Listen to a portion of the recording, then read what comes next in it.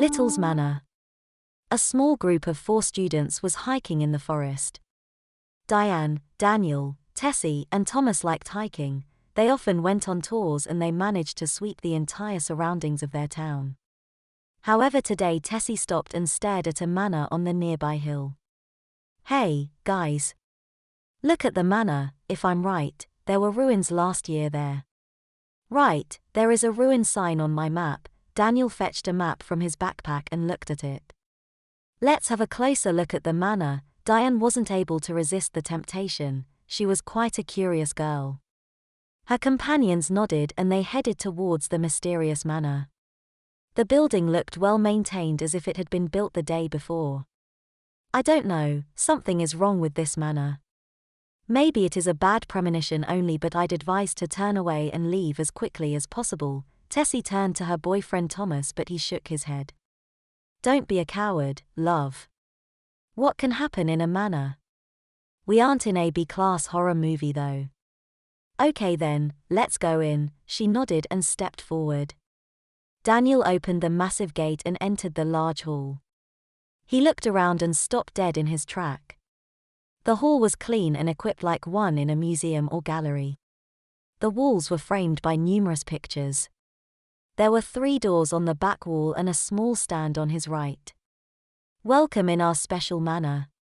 Come closer please." An old lady was sitting behind the counter. "Is this a museum, madam?"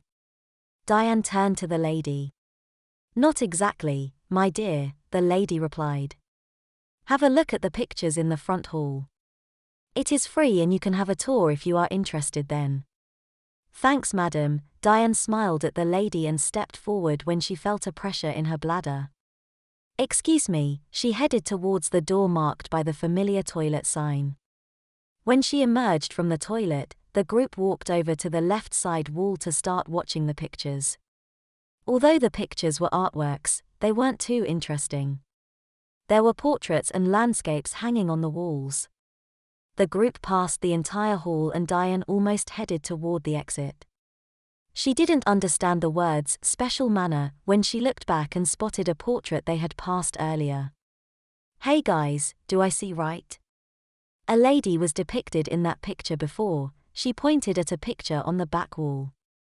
To her utter surprise, a small toddler girl was depicted in the same picture.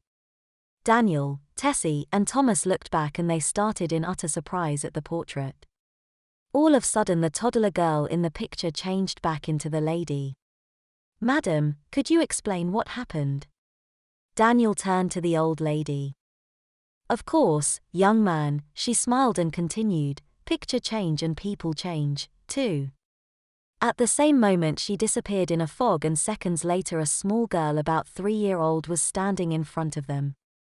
"Follow me please if you are interested." She stood up and headed towards a door on the back wall and opened it.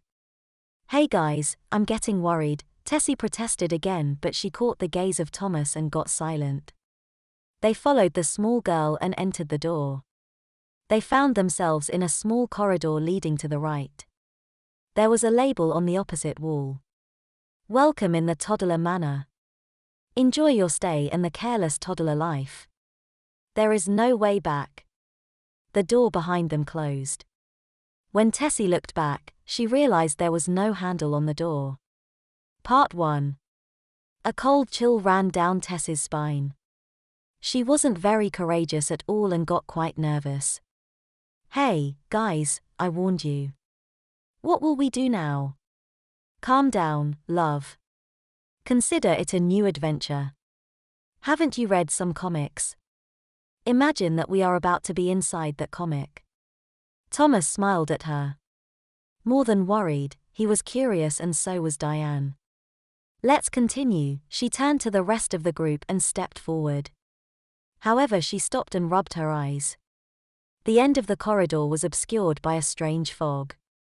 Nevertheless, they didn't have any option left but to head towards the fog. "What is it?" Daniel also got a bit nervous but still not worried. "Hopefully it doesn't hurt us." He almost pushed Diane forwards, but it wouldn't be a gentleman's behavior. Instead, he courageously walked directly into the fog. Diane didn't hesitate and followed him. Thomas shrugged only and stepped forward, holding Tessie at hand to encourage her. The fog wasn't thick at all, it looked like a thin wall. However, Daniel stopped dead in his tracks behind it. The corridor grew suddenly and it seemed to be more than 10 feet high. Daniel looked back and spotted a small toddler following him. "Diane, it you?" He was shocked by his speech. "Of cows. Hey, you are a witwy boy. Why the corridor that big?" Diane looked around in utter shock. She almost laughed when she spotted Daniel, but she realized she was little too. "Danny, you Diapered." She noticed the bulge in his pants, but she reached down and felt the same bulge. She was wearing a toddler girl dress and thick tights. Tessie and Thomas emerged from the fog and they also stopped and looked at Diane and Daniel. "Hey, what you?" Thomas looked at Diane and Daniel. He still was holding Tessie at hand and turned his head. He spotted a cute little girl. "Me little Giwl," Tessie announced innocently and smiled at her friends. Her fear and worries disappeared. The 4 former students were watching each other for a while. They recognized each other, but some parts of their minds looked like they were switched off. Their speech changed into a preschooler's one and they soon found out about more limitations. Tess's bladder was full when they entered the manor, but she didn't use the toilet then. Now the urge was strong and her bladder muscles responded instantly. They relaxed and a stream of pee soaked her diaper. "Me wet," she announced as innocently as before and didn't care about it. Suddenly Diane realized that they should continue. There was another door in front of them and Diane opened it, however she hardly reached the handle. As they passed the door, it closed and there was no handle on the other side. The group found itself in a long corridor with doors on both sides. There were labels next to the doors and Daniel tried to read them. "Me, not read." He was a bit taken aback, but he didn't care, just like a real toddler would do. He didn't hesitate and opened the first door on his left. He spotted a large library. An older lady was sitting behind a counter and she stopped him immediately. "Hey, what do you want here?" "This is a library. Can you read?" Daniel shook his head, stepped back and closed the door. He opened the next door and spotted a storeroom. The shelves on the back wall were stocked by food, drinks, and diapers. The next room was a surprise. It was a large hall. There were tables and chests along the walls and a lot of different items spread on the floor and on the tables. Diane was quite curious and tried to open some chests. They were either locked or empty. "Me, afraid." Tessie suddenly got an unpleasant feeling and hurried up back to the door. The rest of the group followed her and they opened another door on the opposite wall. "Welcome to the Toddler Manor." A little girl was standing near the door. "What, Toddler Manor?" Thomas was surprised and stared at the girl. "Who you?" "I am Susie and this is Eric." The girl pointed at a small boy. "You are new here, isn't you?" "Yeah, we new." Diane nodded. "If you need a diaper change, go to the nurse over there." Susan pointed at another door on their right. "You find food, drinks, and diapers in the storeroom across the corridor." "Thanks." Tessie smiled at Susie. Daniel also smiled at Susan and Eric. He somehow liked the place, but deep in his mind he felt that something was wrong. They were new here, but how did they get into the manor? His thoughts were interrupted by a pressure in his bladder. He instinctively relaxed the muscles and flooded his diaper. However, he ignored it for that moment and turned to Eric. "How we get? How we leave? Go to the library and you find everything there. We not read. Go to the challenge room and get the smart elixir. You will learn reading and proper speech." Chow. Daniel was confused. He didn't understand the strange word. The large hall across the corridor. "Search the chests but be careful. There could be surprises inside." Daniel nodded and headed towards the door and his mates followed him. They entered the challenge room and started a thorough search. They found more chests than before. It was a big surprise. Did they appear out of nowhere? Unfortunately, Eric was right when he warned them. As Diane opened a chest, it was empty and a loud scary howl echoed in the room. Diane stepped back in utter shock. She suddenly felt a stream of pee hitting the front of her diaper and a mass of poop filling its back. "Me, pee," Tessie announced in another accident. "We must find Elixir." Diane calmed down and continued searching. After 2 more attempts, she opened a chest and pulled out a vial. "Me, Elixir." She drank up half of the vial and passed it to Daniel. Daniel finished the vial. "Diane, what happened?" His speech improved instantly. "I don't know." "Give me the vial, please." Diane took the vial and read the label. "Smart Elixir. 2 doses. Wow, I can read again. Elixir, me." Tessie looked at Diane. "Wait." Diane reached and pulled out another vial. Tessie drank a half of it and passed it to Thomas. "Wow, I can speak normally." Tessie smiled at Thomas. "What about you, Thomas?" "Yeah, it works, but I still can't believe it." "Where the hell are we?" "Let's hurry up to the library now," Diane replied. "We'll find some information there." She stepped forward when she realized her diaper. "We have to go to the nursery first and get diaper changes."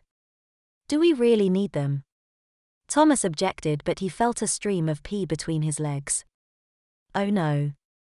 I can speak normally, but I've just peed in my diaper." The nurse was a lovely older lady. "Welcome, my littles. Let's change these soiled diapers." She pointed at a changing table. Diane jumped up onto the table first and spread her legs. "Well, you know what to do." The lady smiled at Diane and pulled down her tights. Tessie, Daniel, and Thomas also jumped onto the table, one by one, and the nurse changed their diapers. As the nurse finished, Daniel stepped forward. "I can't wait to read the books in the library." The old lady was surprised when the group appeared in the doorframe again. "Hey, are you deaf? This is a library." "Sorry, madam, but we can read already." Daniel reacted instantly. "Oh, I see. You found the smart elixir, haven't you?" "Yeah, madam." Daniel nodded and smiled. "Could you tell us where to find some basic information on this manor?" "Okay, go to the very back racks on the left and search the shelves." "Thanks, madam." Daniel nodded and headed to the left. The library was quite large and they passed several racks until they found a stairwell leading to the left back part. All 4 toddlers started searching the shelves. Tessie was the first one who found an old-looking book in leather binding. "Hey, look. Let's learn some basics." She opened the book and read. "Wow, where did we get? Is it a fairy tale?" Thomas exclaimed. "No idea." Diane shrugged. "I'd say that we got inside an adventure game." Tessie stared at the book in utter astonishment, but her worries disappeared. All of a sudden she was getting curious rather than scared. She continued reading. "Yeah, we have found ourselves inside a game. Let's learn the rules and play then." Diane turned to her companions. "Eric has told us about the elixir. Maybe he knows much more. Let's ask him." Tessie put the book back into the shelf and the group headed back towards the nursery. Eric was waiting for them already. "Hey, did you find anything usable in the library?" "Yeah, Eric," Diane replied. "However, I'd like to ask you a question. Do you remember when you arrived at the manor?" "No, I don't remember having heard your names." He stopped. "Oh, sorry for that." Diane realized their lack of courtesy. "My name is Diane and these are my friends Essie, Daniel, and Thomas." "Thanks, Diane. To be honest, I don't remember it at all. I think we have been here forever and we still are toddlers. The nurse is very lovely and she takes care of us. Don't you feel lonely?" "No." Eric suddenly stopped talking. He realized they had been in the manor for long and didn't have any friends except the nurse. For an unknown reason, he didn't mind it. He shrugged only. "Didn't you consider escaping from here?" Diane continued. Nope, why? Eric answered innocently, just like a real toddler. Okay, but we would like to escape. We have found a book about this manor. We arrived here as adults and changed into toddlers. Now we have to change back. Well, I can tell you about an escape, but bring me my lost teddy bear. I've lost it in the challenge room across the corridor. Eric, why don't you go there and bring it back on your own? I'm afraid of rats. Oh sorry, I forgot to tell you about the giant rats. What? Tessie stared at him wide-eyed and she felt a stream of pee hitting her diaper. Hey, Tessie, we were there and there were no rats in the room. Let's go. Thomas tried to calm Tessie down. Oh, okay, but hold me at hand. Tessie stretched her hand towards Thomas and he took it. Diane was more courageous and she nodded and turned back. Eric, we will bring you the teddy bear. She stepped forward. The challenge room looked just like minutes earlier, but Diane was getting a bad feeling. Was Eric right, or was he bluffing only? All of a sudden an overgrown rat emerged from behind the corner. It really wasn't a normal one, its size matched a smaller dog. Daniel reacted quickly and his small fist hit the animal's back. The rat stepped back, turned a bit and headed towards Tessie. Although it didn't touch her, Tessie stumbled and fell down on her diapered bottom. It was like a strong wind and Tessie felt a bit tired. Diane reacted as well and punched the rat 2 times. This time the creature chose Daniel and Daniel got the same feeling of weakness. Diane got angry and yelled at the rat, "Go away. Begone." To their utter surprise the creature stepped back and disappeared behind the corner. What happened? Tessie was taken aback. I felt like I got a strong hit but the rat didn't touch me. I feel weak and tired. The same for me, Daniel nodded. What the hell is it? We found ourselves in a game indeed. Fortunately we aren't hurt. Well, let's accept the rules. At least we know what to expect, Thomas added and stepped forward. Hopefully we will find the teddy bear soon. I hope so, but this is not the last enemy we encounter, Diane objected. The next ones can be stronger. They could knock out us. What happens then? Tessie got worried. I wouldn't like to die here. Well, there is a game over usually in this case, Diane shrugged, but we don't have any idea what happens here. Okay, let's focus on searching better. Daniel ended the talk. Seconds later he noticed his heavy and wet diaper. Was it the consequence of the attack? He wasn't sure. They were walking slowly when Diane stopped. She got a strange feeling as if a kind of energy was streaming from the floor.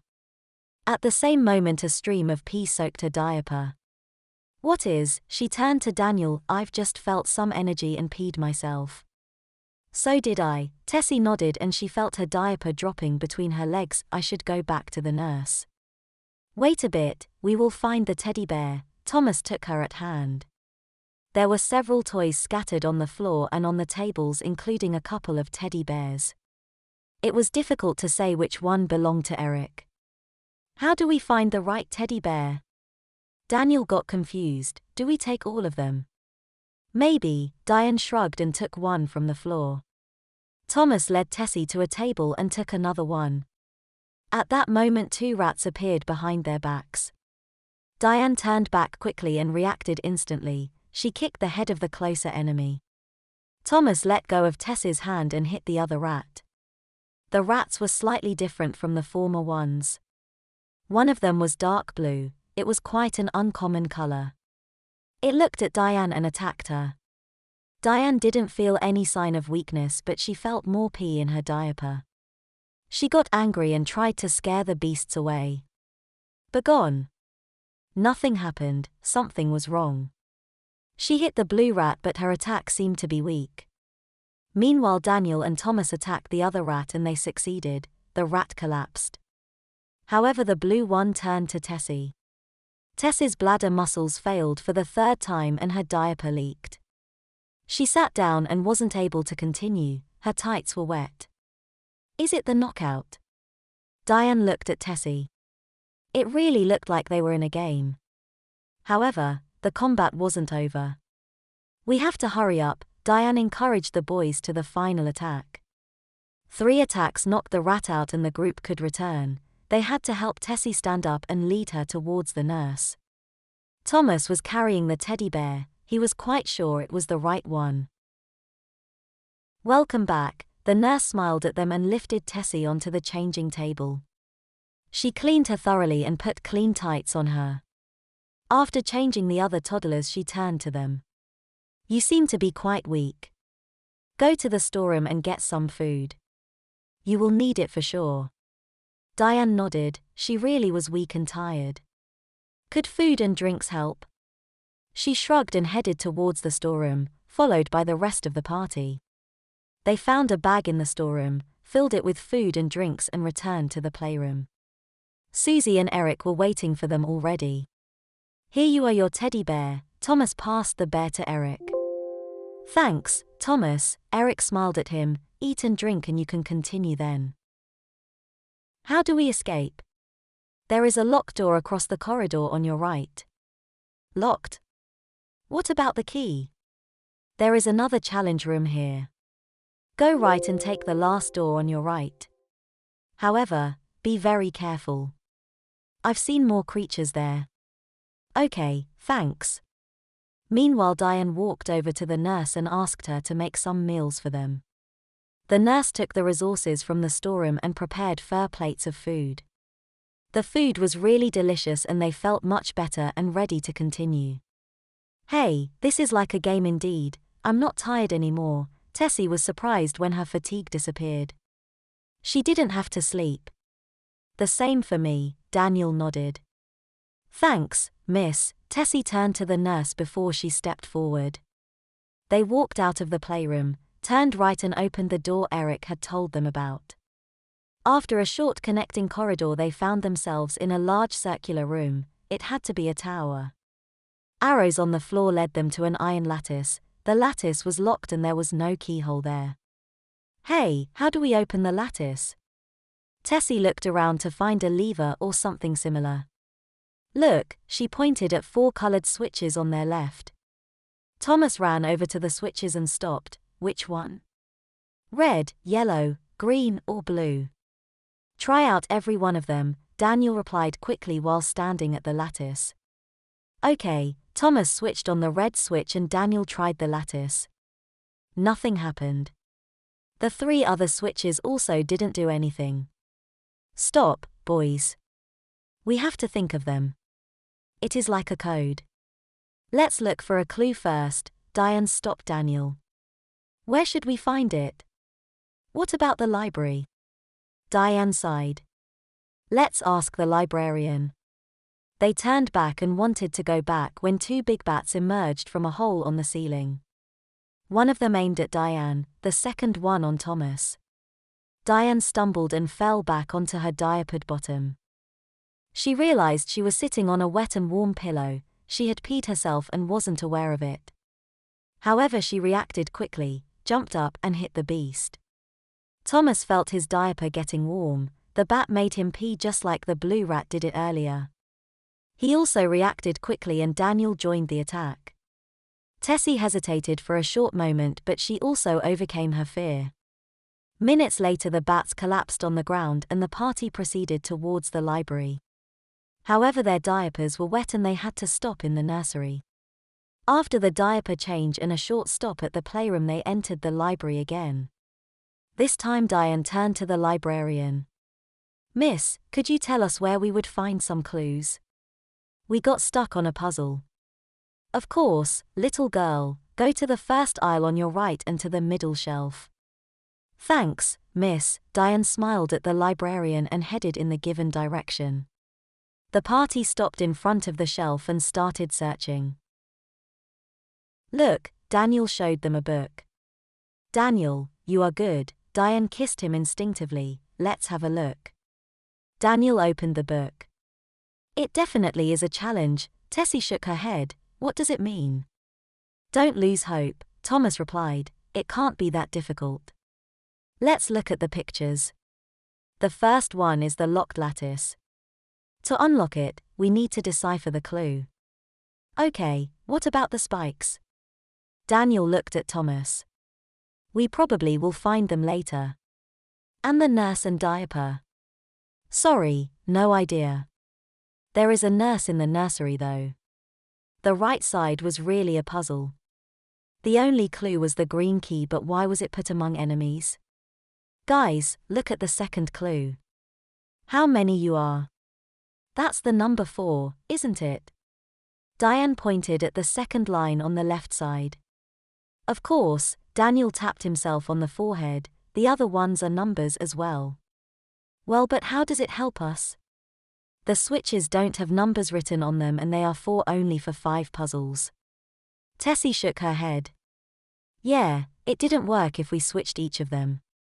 Diane sighed. Wait. I've got the message, an idea hit Thomas, spoiler. I don't want to spoil your fun at the game. The lines above were simple, but this is the crucial point. Right, Thomas, let's hurry up to the lattice again. Daniel put the book back into the shelf and turned back and stepped forward.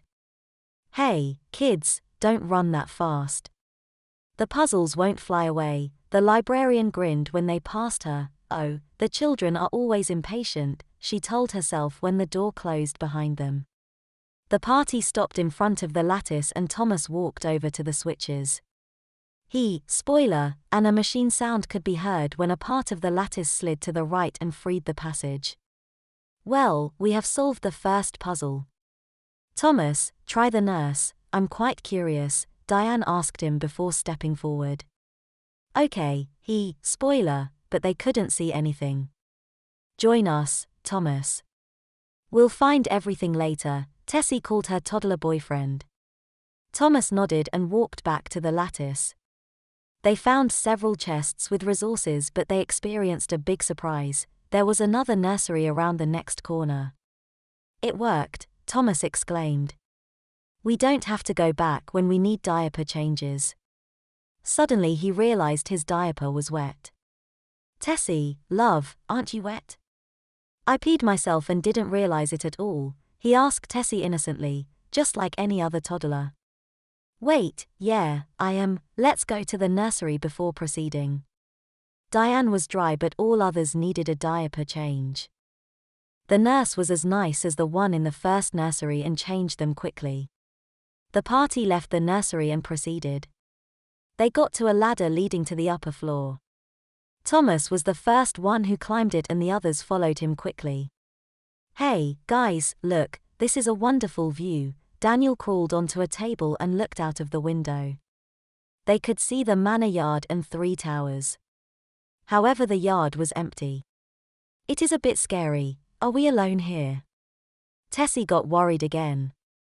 No, remember Susan and Eric and the nurse, Thomas calmed her down.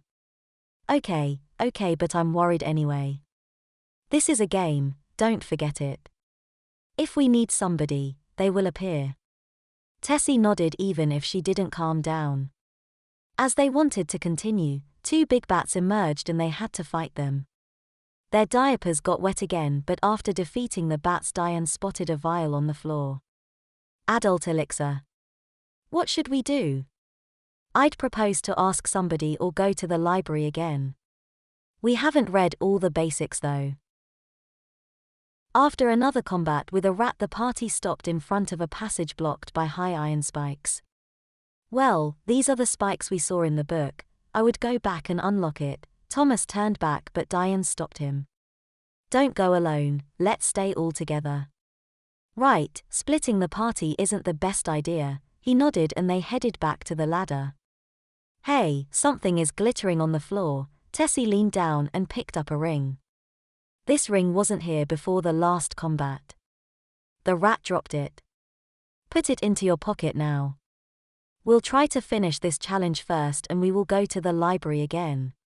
Daniel reacted and hurried up to the ladder along with the party. He returned to the switches and chose the correct position to unlock the spikes. The party ran back to the ladder and climbed it to the upper floor. However, the floor looked abandoned. They searched every corner but didn't find anything. Hey, did we miss something? Tessie looked at Thomas and took his hand, she usually looked for help and support in his company. I don't know, love, Thomas shrugged only. There has to be a clue in the book that we didn't understand. Wait, an idea hit Diane. Spoiler, let's go back to the switches again. I see, Daniel nodded and turned back. We didn't realize it earlier and now we have to walk back and forth. While walking back to the ladder, Diane stopped. I'd prefer to get changed before we encounter some more enemies. I wouldn't like to get knocked out like Tessie. The nurse smiled at them and changed their diapers and the group proceeded to the spikes. This time a big blue rat and 2 big bats emerged suddenly. Thomas suddenly felt the hot pee hitting his diaper and so did Diane. The rat made them pee themselves instantly. Let's fight. Diane ignored the wet diaper and attacked the nearest bat. Diane hit the second bat and Tessie with Thomas both hit the blue rat to knock it out. The fight was quite long and all 4 toddlers were exhausted and their diapers soaking wet when the least enemy was defeated. A vial and the green key appeared on the floor. Bingo! Daniel exclaimed, grabbed the vial and key and turned back. Let's hurry up back to the door. Okay, but don't forget another pit stop, Tessie joked. We might need clean diapers again after the combat. We also need to search the library once more. We need to know about the items we have found, Diane added. The party headed towards the ladder. After the pit stop, the party got back to the library without further incidents. The librarian was a bit surprised to see them again. Hey, children. Are you that hungry for knowledge? She grinned. Yeah, miss, Diane nodded and headed towards the shelves with the basic information. This time Thomas was the lucky one. He found another important book. Let's open it, he showed the book to Diane. Well, but it doesn't help us now, Diane objected. We have found some items and don't have any idea about them. Let's look for more books. She turned to the shelves and browsed the books until she found another one. Yeah, that's it. We have found a ring, but which one is it? Diane took the ring and explored it thoroughly. There was a small diaper image engraved on the inner surface. I'd say that is the diaper ring. What about the elixir? She took the small vial and read the label, Magic Changer. What is it? She shook her head and turned the page in the book. Okay, we have an adult elixir, a magic changer and a diaper ring. What should we do? Thomas summarized. Can I have the diaper ring? Tessie asked Diane. I keep wetting my diaper often. No problem, Diane nodded and passed the ring to Tessie. Maybe we will find some more of them later. Tessie put on the ring and they headed back to the corridor. After taking more food from the storeroom, the party proceeded to the locked door. Diane took the key and unlocked it. The short and narrow corridor led to the central yard. It was a large park with stone paths and flower beds. There were several doors on the walls and 2 staircases leading down to basements. Let's try all the doors before we continue. Daniel stepped forward and headed to the next door on his right. The door was not locked. He walked over to the other doors, but all of them were locked. One of the stairwells was blocked by a locked lattice. Where should we go? The door or the stairwell? Thomas turned to Daniel. I'd propose the door first. The girls don't like basements. Tessie nodded, but Diane protested instantly. Why do you think, Daniel? I think I'm more courageous than you, she grinned. Okay, let's stop arguing, Tessie interjected. We can try out the door first and the staircase later. Diane nodded and headed towards the door. After climbing a short staircase, they stopped in a long corridor with several doors on their right. Well, let's start from the very beginning. Daniel turned right and opened the first door. They entered a playroom. 3 wailing children were sitting at the table. Diane walked over and asked a blonde girl. What happened? Me wet, me hungry, was the only answer she got. The other 2 children reacted in the same way. We can give them juice or bread, Tessie turned to Diane, but we can't change diapers. What should we do? Hey Tessie, we have something that helps us, Diane pulled out a vial labeled Magic Changer. What do you want to do with a magic changer? Tessie was confused and Diane hesitated too. Maybe drink it. It's an attempt worth, Diane shrugged, pulled out a diaper and drank the elixir. Nothing happened. What if you become an adult? Thomas asked Diane. Adults can change diapers though, and you can change the others then. Okay, Diane drank the adult elixir. Seconds later she was an adult again. She took diapers from the bag and changed all 3 children. What about you 3? She asked Daniel, Tessie and Thomas. Daniel and Thomas were wet and Diane changed their diapers as well. Meanwhile Tessie gave juice to the children. Find our nurse, please, a girl asked the adult Diane. Your nurse? What happened? Diane was taken aback by her words. Bad men took her away and I heard something about a dungeon, the girl replied. Don't worry, we will find her. Diane stroked the girl's hair. What's your name? I am Diane. I am Alice, Miss Diane. We miss our nurse. Okay, we will do our best, but tell me how you got here. Where are your parents? Miss Diane, it's long ago when we arrived at this place. However, I was a big girl. Hey, miss. You were a little girl moments ago. What did you drink? We found a vial of adult elixir, Alice. Would you like to have one? Suddenly Alice hesitated. She wasn't sure if she wanted to become adult again. Miss, I don't know, she shook her head. This life is very nice and when the nurse comes back, I'd like to stay that little forever. Diane shook her head. She didn't understand Alice but she didn't say anything. Well, let's look for the nurse now. She turned to the party and stepped forward.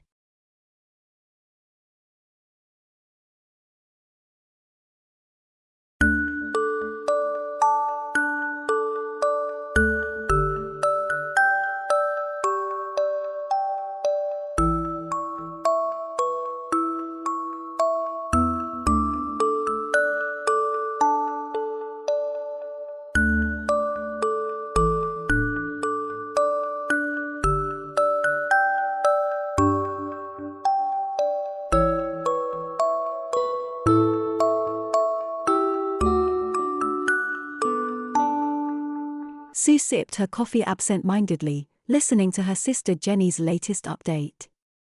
Jenny had moved back into the neighborhood a few years ago, and while they were no longer as close as they had been as children, they did their best to catch up from time to time. This time it was Jenny's turn to play the host. And Brandon's doing really well at college, Jenny boasted. He just got his first exam results back, all distinctions and high distinctions. That's great, Sue replied, smiling. Brandon always had been a high achiever, and she was glad to see her eldest nephew was getting on so well. How are things going with Ally? Jenny inquired, always keen for an update on Sue's only child. Not so well right now, I'm afraid, Sue exclaimed. You know how Ally still wets the bed. Well, I think someone at school must have found it and spread it around. Oh, how awful for her. Still, you know how it is with kids, give it a couple of weeks and they'll all be talking about something else, Jenny sympathized. To make matters worse, she's now refusing to wear her diapers to bed. The teasing has really gotten to her. Sue elaborated. I mean, I really do sympathize. There aren't many kids who still wear diapers at 11, but all that washing is really getting to me. And worst of all, her room is really starting to smell. Really? I would have thought she'd rather wake up in a wet diaper than a wet bed. Jenny commented. Deep down I think she would, but she's too upset to think it through clearly. She keeps saying that only babies wear diapers. I think she's hoping that if she doesn't wear them she'll somehow stay dry. Sounds like a real problem. Have you looked at pull-ups? Maybe she'd feel better about those. Jenny suggested. We tried them about a year ago, but they just leak right through. Ally really is a heavy wetter. Sue responded. And you've tried all the usual stuff, restricting fluids, and all that?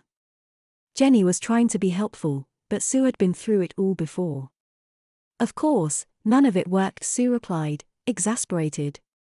We even spoke to her doctor. He did a few tests, but couldn't find anything wrong. Said it was just something she'd have to outgrow, but that in the meantime she was best to wear protection. I'll bet she didn't like that, Jenny quipped. No, not at all. She doesn't even want to talk about it. Sue continued. She'll lie to me about wearing them as well, tells me that she's put them on when she hasn't. Maybe you'll just have to insist. Jenny had always been the stricter parent. Don't give her a choice. Don't let her go to bed unless she shows you that she's got them on. I've tried that as well. She just takes them off as soon as I leave the room. Jenny grimaced at Sue's last comment. Before you start, I've tried punishing her, rewarding her, nothing seems to change her mind. Did you ever go through anything like that with Dylan? Dylan was Jenny's youngest son. He was now almost 16, but his severe autism meant that he required constant care, and had never been toilet trained. Well, not the social side of it, obviously. But when he was about 3 he went through a phase where he would pull off his diapers and sift through the contents. Jenny replied. How disgusting. Sue recoiled. How did you handle it? We put his sleeper on backwards.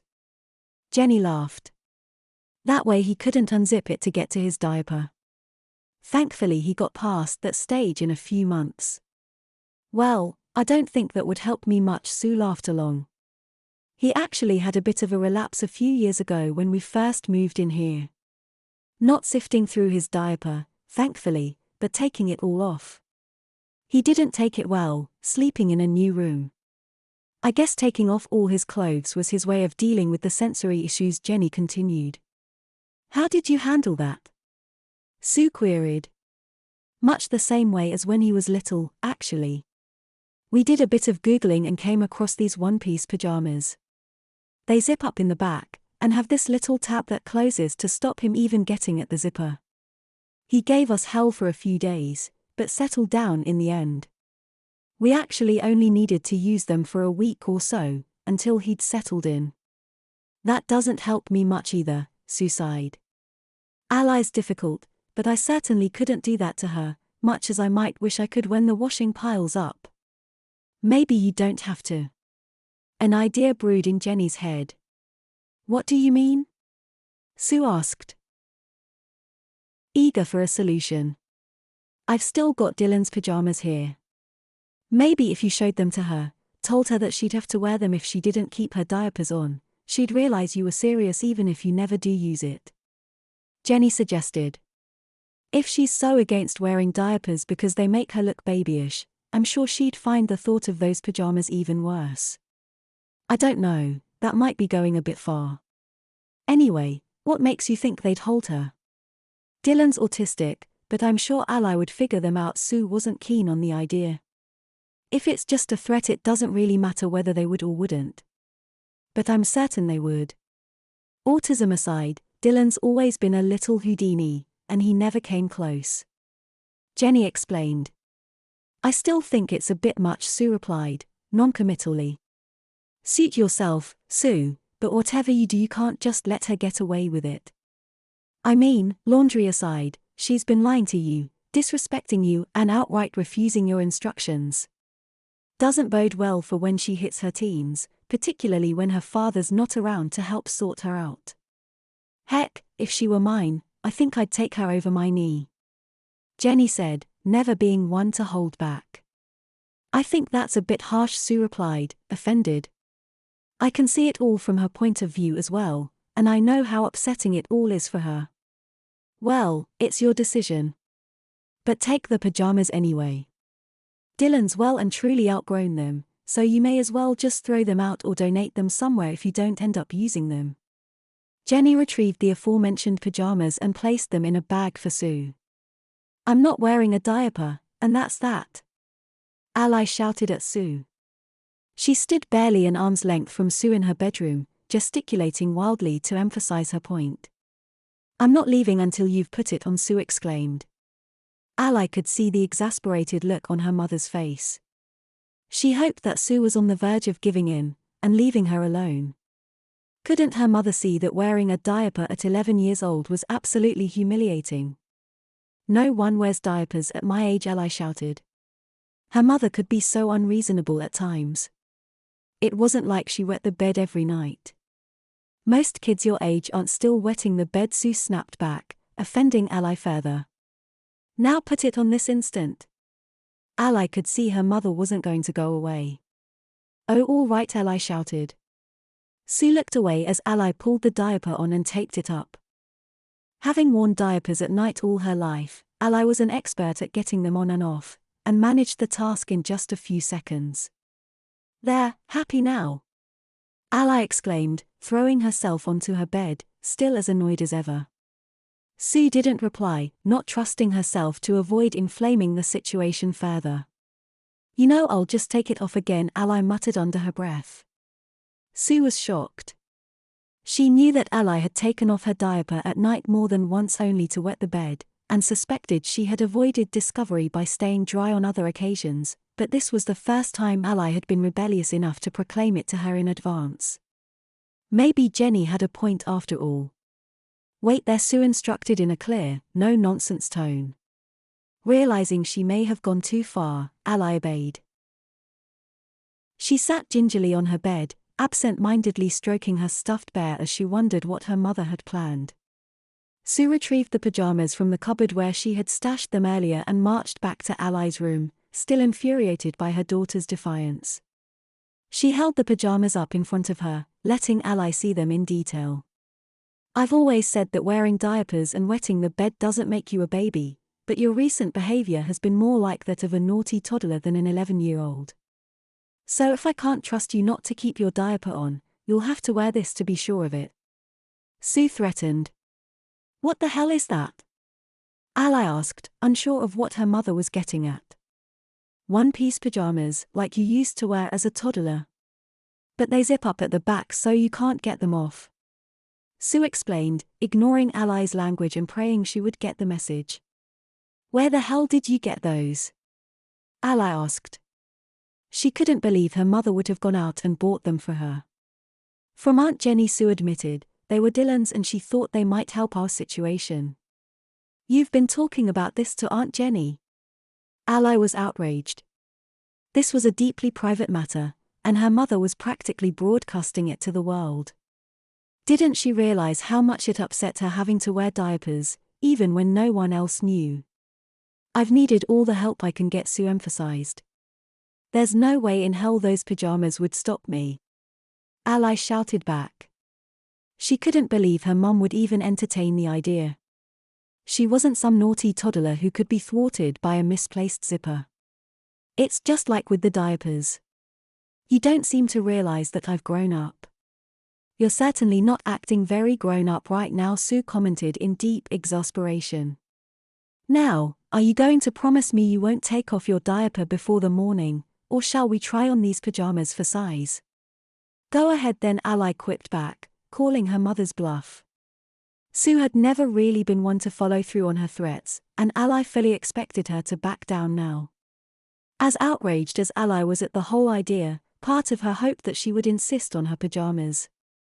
She would take them straight back off and prove to her mother once and for all that she was no longer a little kid, and couldn't be treated in this way. Maybe her mum would even realize that she was much too old to be told to wear a diaper. "Fine," Sue stated, her patience exhausted.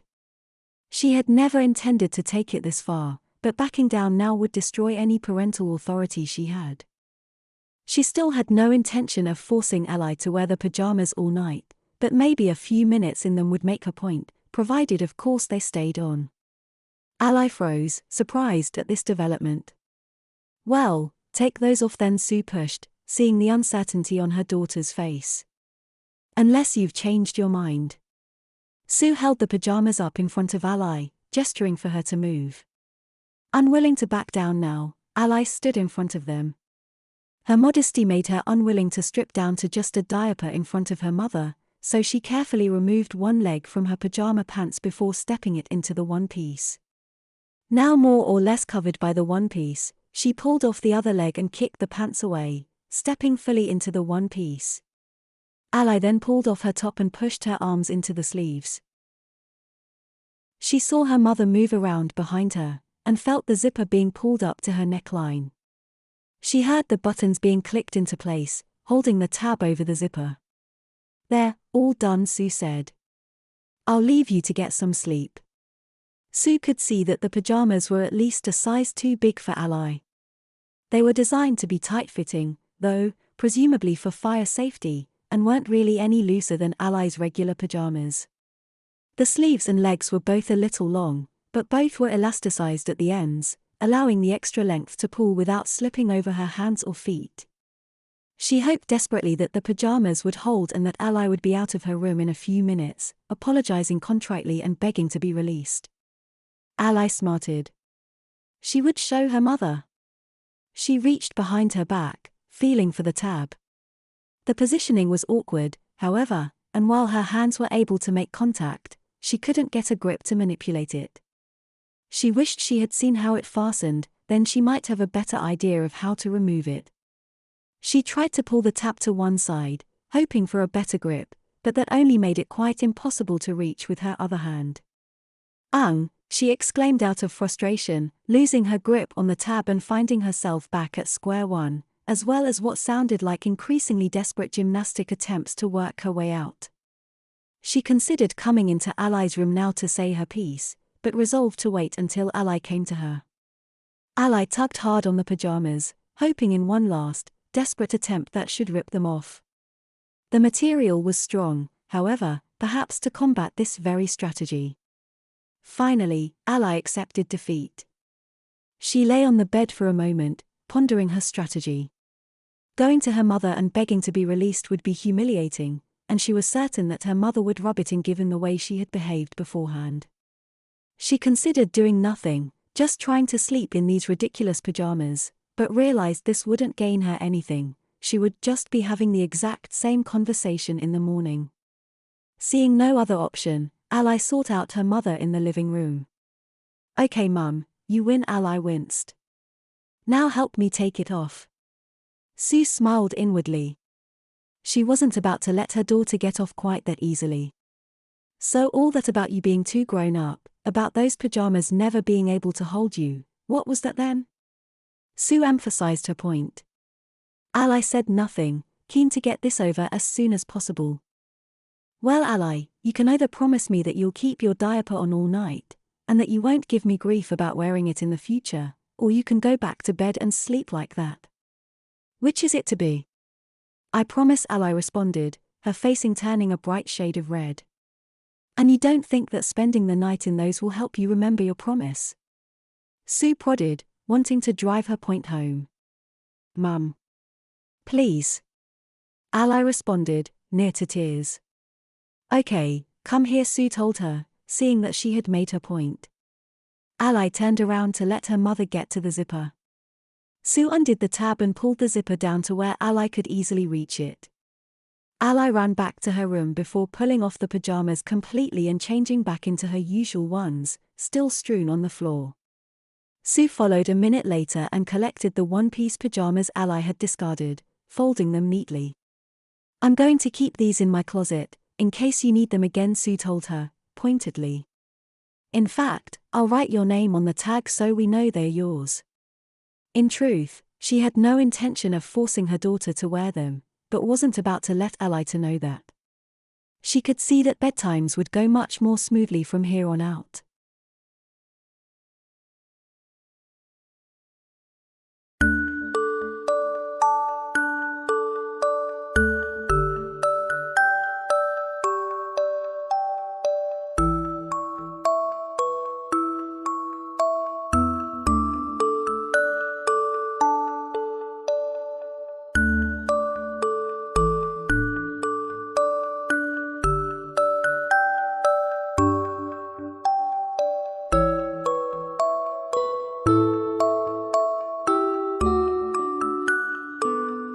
My mother had been a keen equestrian.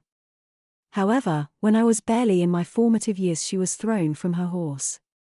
This, unfortunately, left her in a wheelchair, paralyzed from the waist down. On reflection, I feel at this time I was lucky enough to have my father still around. If I had done something to warrant discipline, it would now normally be a case of being sent to my bedroom, with the classic words, "Wait till your father gets home."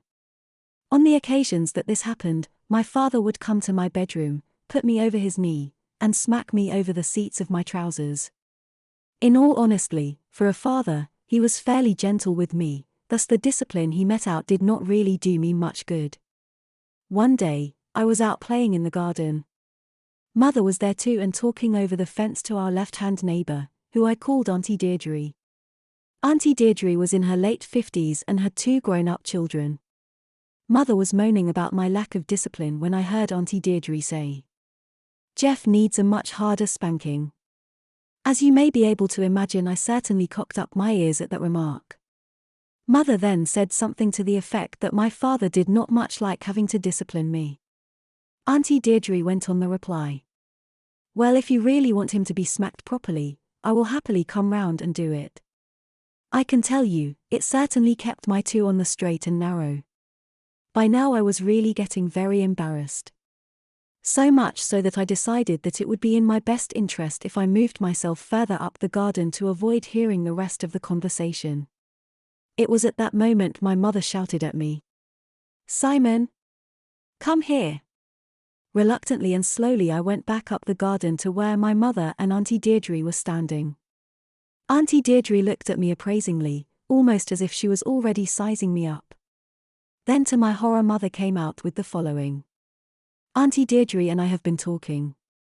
Your general behavior has been becoming quite unacceptable in recent times, and it is not going to be tolerated. So in the future, if you misbehave, Auntie Deirdre will be coming round to deal with you and will be giving you the smacked bottom you deserve.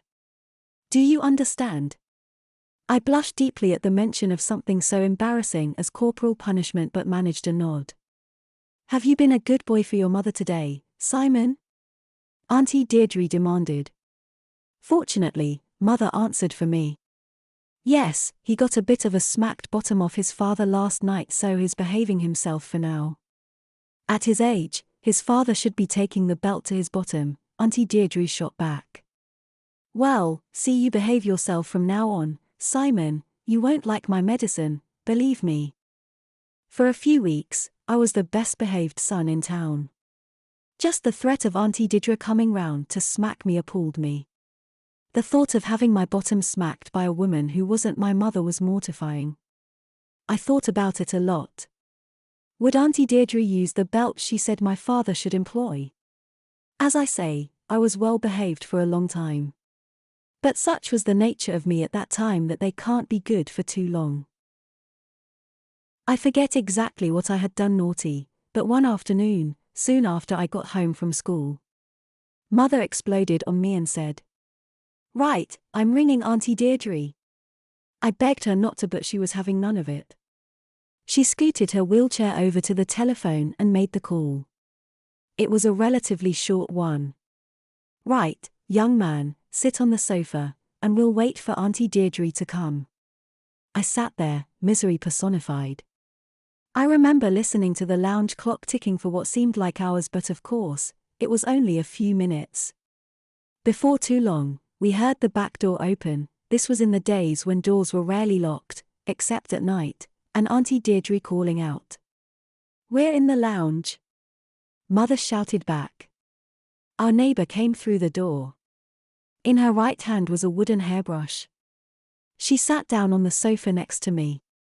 "Well, Simon, what have you been up to?" she asked.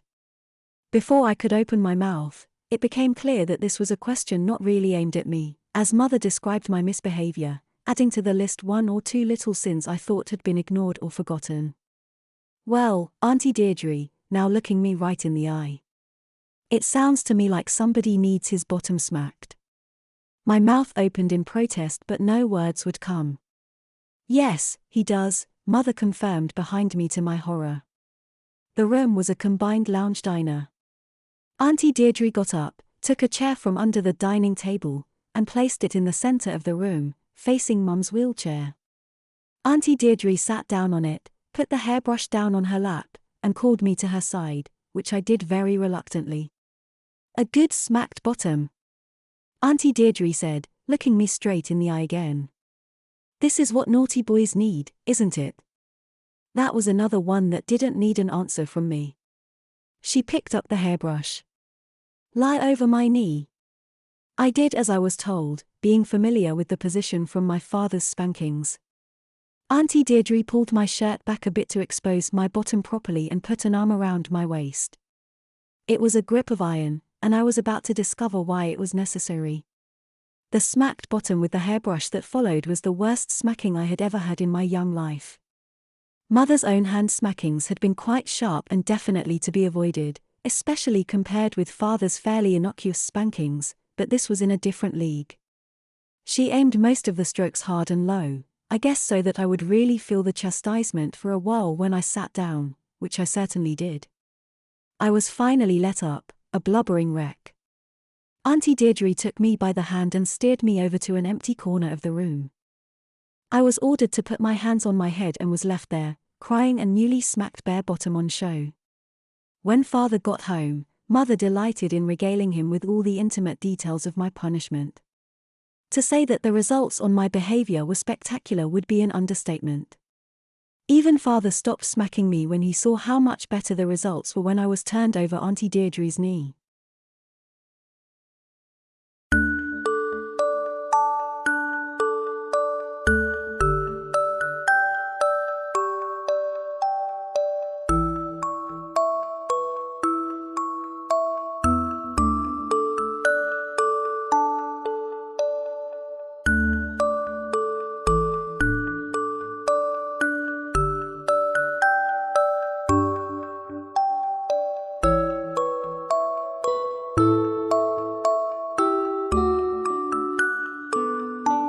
A nice, diapered life. Jake woke up at 6:30 a.m. just like every other school day. He hated mornings. He got up, went downstairs and made his way over to the kitchen table to eat breakfast. His mother and his twin brother Mike were already starting to eat. At the table Jake noticed something different about his brother. He was taller, had no pimples on his face and was clean shaven. He also noticed his mother look a bit younger and appeared to have no freckles. Jake stared at Mike for a while. He eventually decided to come out and say it. "What happened to your pimples?" Jake asked. "What the hell are you taking about? I never had any pimples," Mike shouted, seeming offended. Jake just stared at him in confusion, but continued to eat his cereal. When he was done, he went upstairs to get dressed. After getting dressed, he walked to the bathroom to brush his teeth. As he looked in the mirror, he was shocked. He too had no pimples on his face at all. He also noticed he had no body hair. Jake was very confused. "I never shaved my legs or arms, what's going on?" he thought. Snapping out of his trance, he finished his morning routine and hopped in the car to go to school. Through first period in math, Jake wondered about why he and his family looked so different. That's when Jake noticed the students in the class. Every single kid looked different. Even his teacher, Mrs. H, looked younger and better. That's when it hit him. Everyone looks like what they want to look like. That explains why his brother's face was clear and his teacher was younger.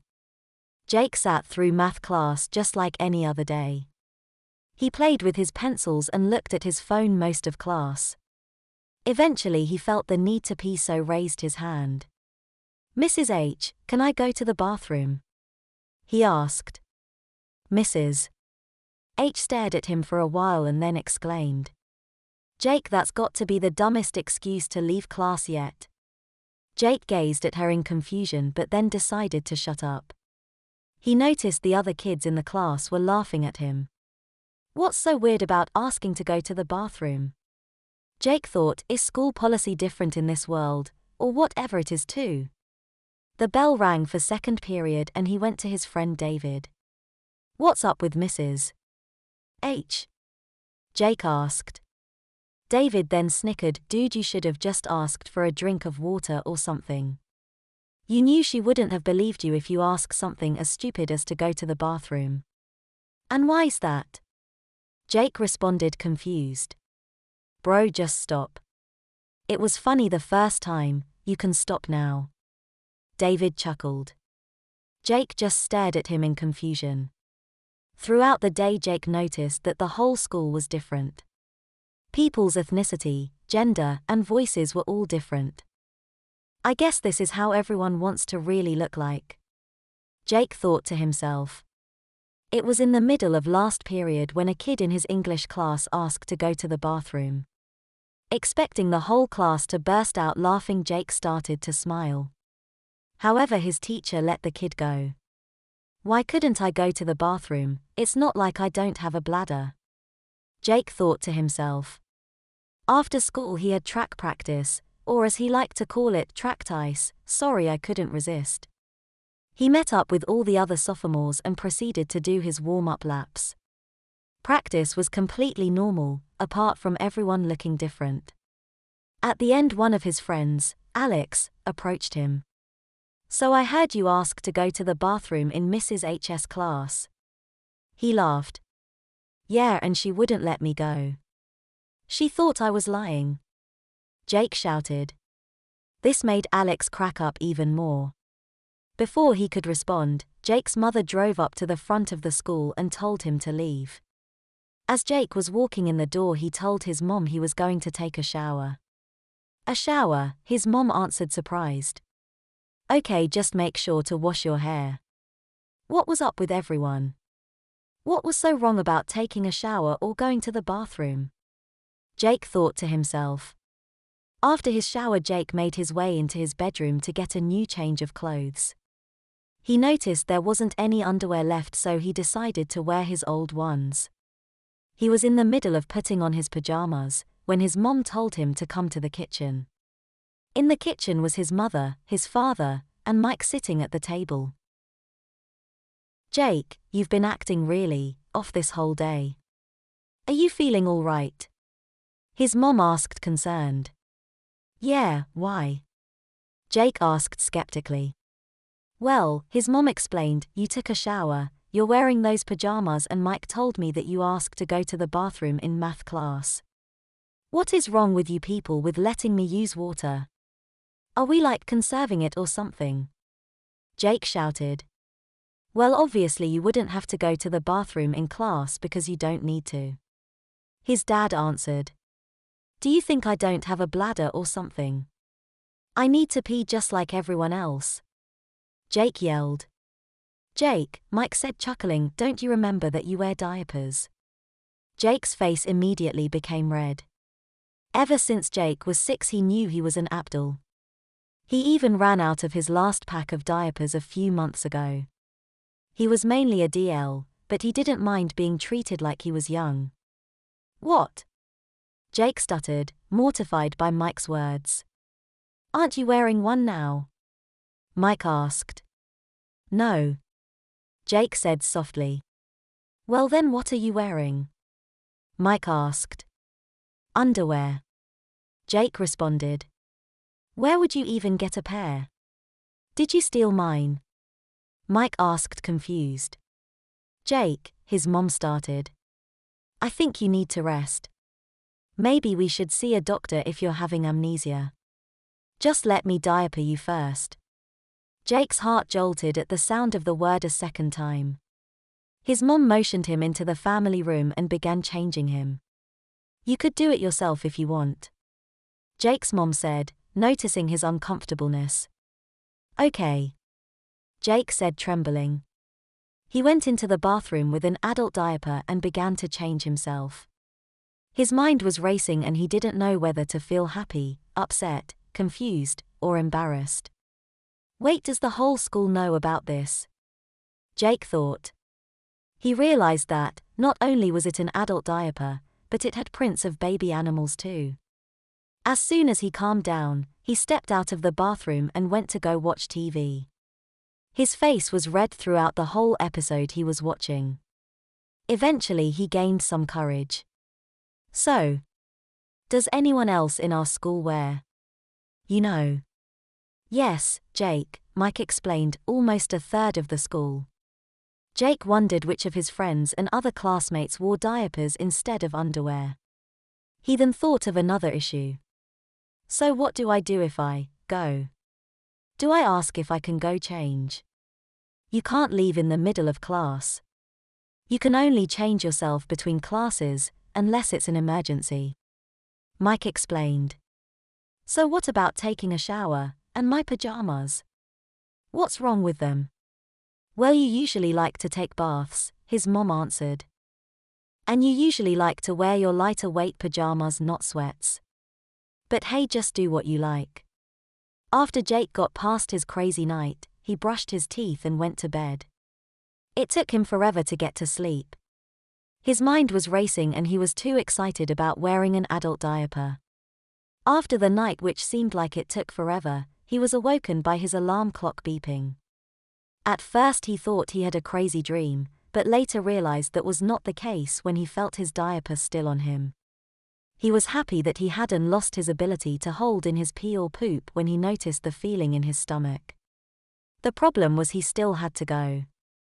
Well, I guess it would be weird if I went to the toilet, Jake thought. He tried to relax himself.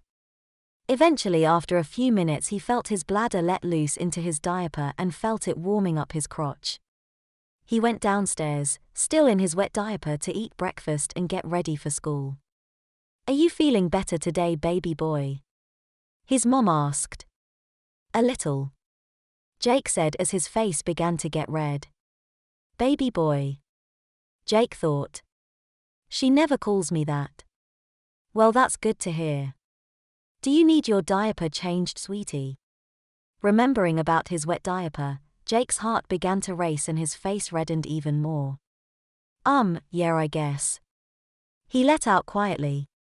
Well, you can go change yourself then if you want. The diapers are in the drawer near the toilet, Jake's mom replied.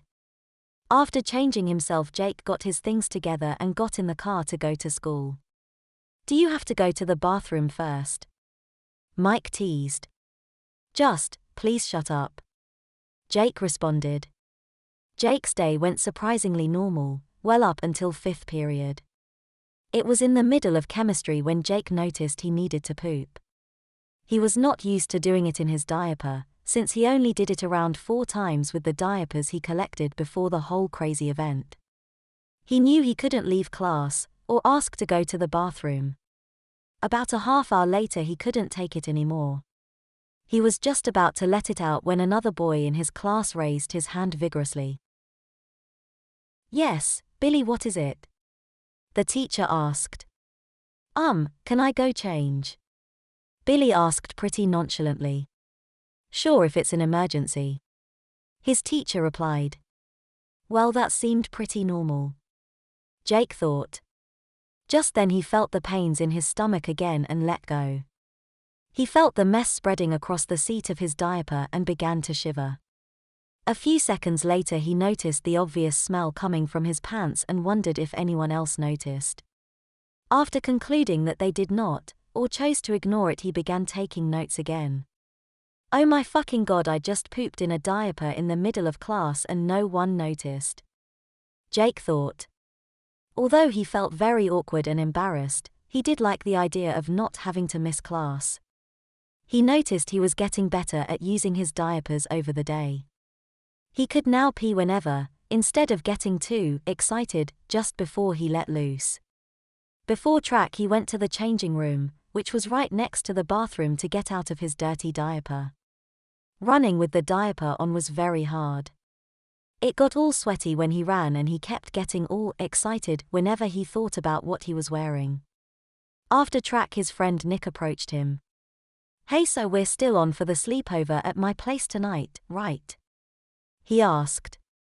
Jake has almost forgotten that before the whole new crazy world situation, he made plans to have a sleepover at Nick's house along with Mike and his other friend Harry. While he was packing up his things for the sleepover that evening, Jake's mom came upstairs to talk to him. So are you feeling a little bit better? I know it seems strange to you now, but before you lost your memory you truly enjoyed living the way you do. No, I do enjoy it. To be honest, I always liked wearing diapers as far as I can remember. Jake responded. Well, that's good to hear. Just remember to pack your pajamas and bring your parkie and stuffy. What the fuck? Jake thought. He knew he slept with a stuffed animal, but he never imagined bringing it to a friend's house. He also was never into pacifiers that much. He was mainly a DL before the whole incident. Ah, okay, I won't forget. Jake answered. Am I really going to my friend's house with all this embarrassing stuff? Will they think it's strange? Jake thought. Well, I guess not, because I was apparently like this before I lost my memory. He went over to his bed and packed his stuffed animal dog. His mom handed him a pacifier. I can't believe I'm actually doing this. Jake thought. Oh yeah, should I pack some diapers? Jake still wasn't used to using that word. Sure, you can pack 1 or 2. His mom replied. When they arrived at Nick's house, Jake and Mike's mom knocked on the door. Nick's mom answered the door with a cell phone to her ear. Just hold on 1 sec, she said. You can bring your stuff upstairs, Nick and Harry are already up there. Jake and Mike walked up the stairs into Nick's bedroom. In his bedroom was Harry sitting on the floor, looking at his phone, and Nick sitting in his bed on his phone in just a t-shirt and a diaper.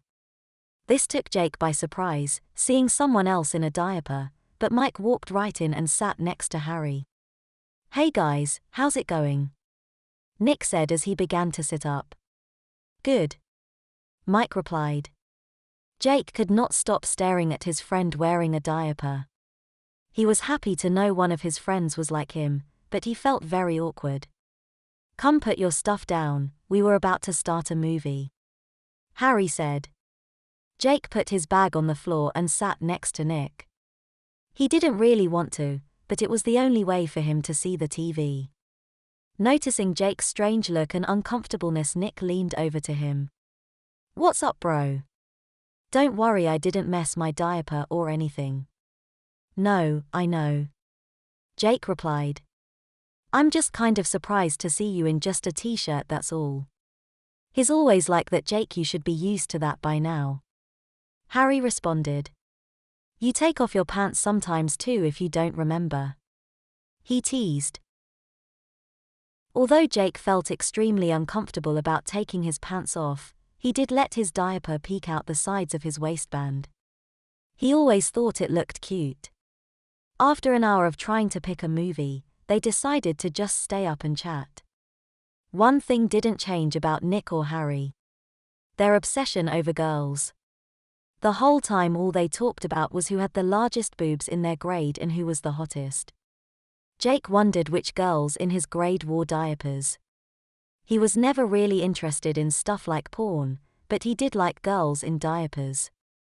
After an hour or so of talking, they all started getting ready for bed. They got out their sleeping bags and brushed their teeth. Harry and Mike changed into their pajamas. Jake was about to, but he became really uncomfortable at the thought of the sight of his friends seeing him in a diaper. Even though they were probably used to it, Jake didn't want to take his chances, so he went into the bathroom to change. Since his diaper was clean, he didn't change out of it. When he walked back into the room, Nick was wearing footy pajamas and had a pacifier in his mouth. Hey Jake, why aren't you wearing your usual pajamas? Nick asked. They were in the wash. Jake lied. Jake wasn't really into wearing baby clothes or anything before the whole worldly event. He didn't mind kirigumi pajamas, but he didn't think he owned any. Did you forget your parkie too? Nick continued. No, I have it. Jake answered. Jake never really thought about wanting a pacifier, but since he knew Nick wouldn't get off his case, he pulled it out of his bag and stuck it in his mouth. He didn't love it, but he didn't mind it either. The boys all got into their sleeping bags and slowly drifted off. Jake woke up first at about 7 o'clock. It was still dark out and he went to go check his phone when he realized an awful smell. He got scared at first because he thought he had an accident and was losing control of his bowels, but when he checked himself he was clean. If it wasn't me, then who was? Oh. Jake leaned towards Nick's direction. Sure enough, the smell was coming from his sleeping bag. Noticing the smell too, Mike and Harry woke up. Mike immediately held his nose. Which one of you two diaper butts was it? Harry asked, covering his nose. It wasn't me. Jake shouted as his face began to redden. Mike walked over to Nick. Wake up, Nick, you're starting to stink up the whole room. Mike said, raising his voice. No, it's okay, let me just. Nick fell back asleep mid-sentence. Harry, getting impatient, walked over to Nick. Wake your stupid ass up, you little shit. Harry yelled in his ear. Noticing Nick didn't even flinch, Harry took his hand and slapped Nick's butt as hard as he could. Ah, what the fuck, man? Nick yelled as he sat up. Go get yourself changed, the smell of your dirty diaper is stinking up the whole fucking room. Harry demanded. Nick's mom suddenly appeared in the doorway. What's all the noise about? It's 7 in the morning. She shouted. Sorry, we were just trying to wake Nick up. Jake explained. Why on earth would you do that? Nick's mom continued. Suddenly the smell from Nick hit her. Oh, okay, I see. Come on, Nick, let me change you. Okay, I'm coming. Nick replied. Jake, do you need to be changed too? Nick's mom asked. No, that's okay. Jake answered. Before he could do anything, Nick's mother walked over to him and checked his diaper. Hey, what are you doing? Jake asked, surprised. Well, you're right, you don't need to be changed. Sorry, I only checked you because I know my little boy always lies about not needing to be changed. Nick's mom answered. Shut up, Mom. Nick said, embarrassed. Come on, Stinky, but let's get you out of that diaper. Nick's mom teased. Mom, please stop. Seriously, you're embarrassing me in front of my friends. Nick said as his face began to get red. Oh, please. Harry teased. You be good, stinky butt. Shut the fuck up. Nick yelled. Watch your language, young man. Nick's mom scolded. Sorry. Nick said, shut down. And you three do too. I won't accept any cursing or yelling in this house. Okay, we understand. All three of the boys said. After about 10 minutes, Nick walked back into the room. What took so long? Jake asked. Well, when this fucker slapped my ass, the mess inside my diaper got all over me. Nick said, making sure his mom didn't hear. You, that's gross, man. Harry said. Sorry, stinky butt. All right, that's it. Nick yelled. Nick picked up Harry's backpack and threw it out the window. What the hell was that for? Harry yelled. Jake and Mike were laughing uncontrollably on the floor. Harry lunged at Nick, and they started wrestling all over the floor. Bro, it's just a backpack. Let's just go outside and get it. Mike said, regaining from all the laughter. No, Nick has to go and get my shit back. I swear if you broke anything I'll kill you. Harry snapped. Please, you can't do shit to me. Nick retorted. Fine, then I'll just tell your mom. Harry said, smirking. Fine, you win. Nick said, giving up. And that's not all. You have to go outside in just your diaper and get it. Harry smiled. But someone might see me. Would you go outside in just your underwear? Nick yelled. Okay, let me just get your mom then.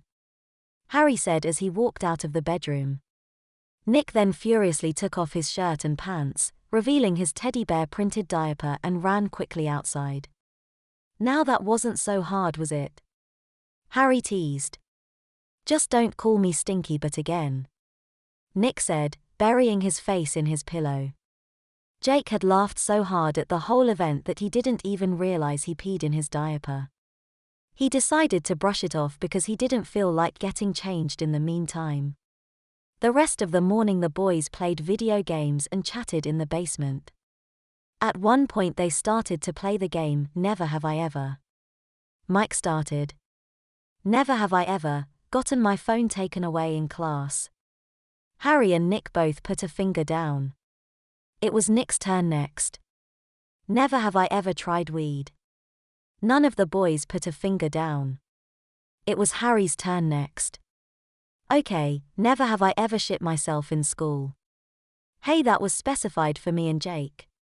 Nick complained, putting a finger down. It was Jake's turn now. Never have I ever drank a can of beer before. Harry put a finger down. Harry's turn. Never have I ever had my diaper changed by Nick's mom. Nick groaned and put his finger down. Jake assumed that he had in the past too, so he put his down. Mike surprisingly put his finger down. You have? Harry asked. Yeah, a few years ago I tried seeing what it was like wearing a diaper like Jake and Nick. Mike answered. And you shat in it? Harry said, surprised. No, but I peed and Nick's mom offered to change me. Mike responded. I guess you never stuck to them. Harry replied. Yeah, then you'd be the only one who wore underwear. Nick teased. Quiet, stinky tush. Just when Nick was about to yell out, Mike said. Well, you never said anything about saying stinky tushy or shit like that. Nick sighed. Let's just get back to the game.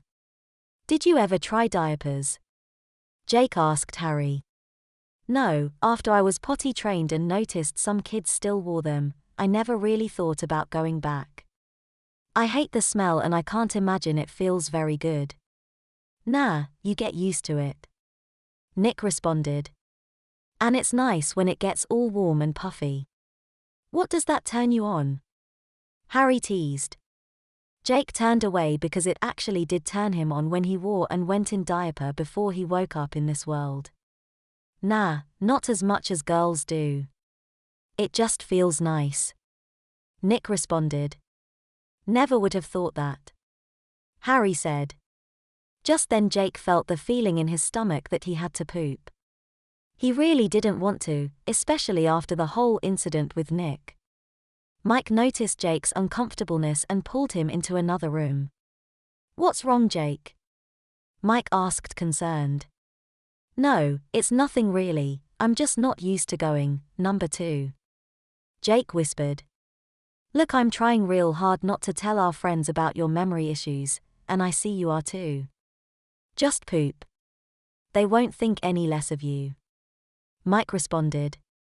Okay. I think the feeling's beginning to go away. Jake lied. Well, when you have to go, just go and get changed. Mike answered. They both went back to Harry and Nick. Hey, where'd you guys go? Nick asked. Oh, our mom just texted me, wondering how everything was. Mike lied. Jake sat down next to Nick. Nick whispered to Jake. Hey, Harry's gonna try wearing diapers. No, I'm not. Harry yelled, hearing Nick. Besides, I don't want to trouble your mom or anything. So you do then? Jake teased. Shut up, I didn't stay diapered all my life, unlike you two. Harry retorted. Chill, man. Nick said.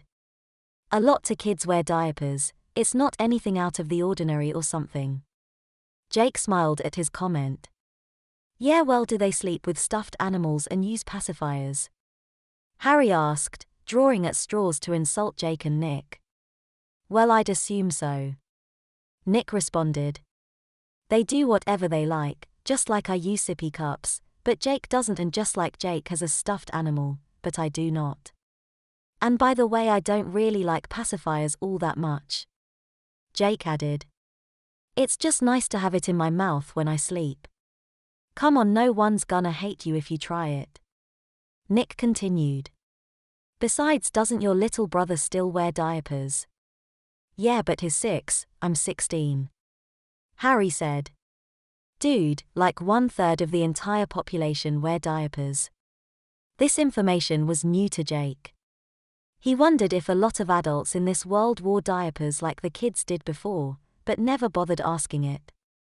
Jake felt his bowels give out and the mess spread into his diaper, making it bulge. His face began to redder as he felt more on the way. Just try it. Nick harassed. Okay, fine, you win. Harry said, defeated. But Mike has to too. Why are you dragging me into this? Mike snapped back.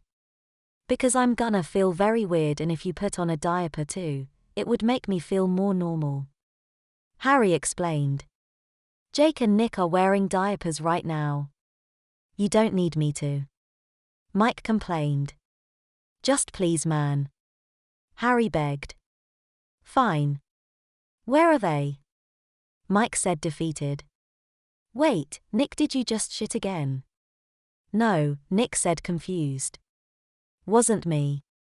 All three boys turned to Jake, whose face was as red as a tomato. Jake? Harry asked. Yeah, sorry. I'll go get changed. Hold on a second, Jake, Nick suddenly said. I wanna see if these two can deal with the stink of a dirty diaper, if they're really committed to trying them. Absolutely not. Mike snapped. I never said I would shit in one. Harry shouted. Well, sucks for you.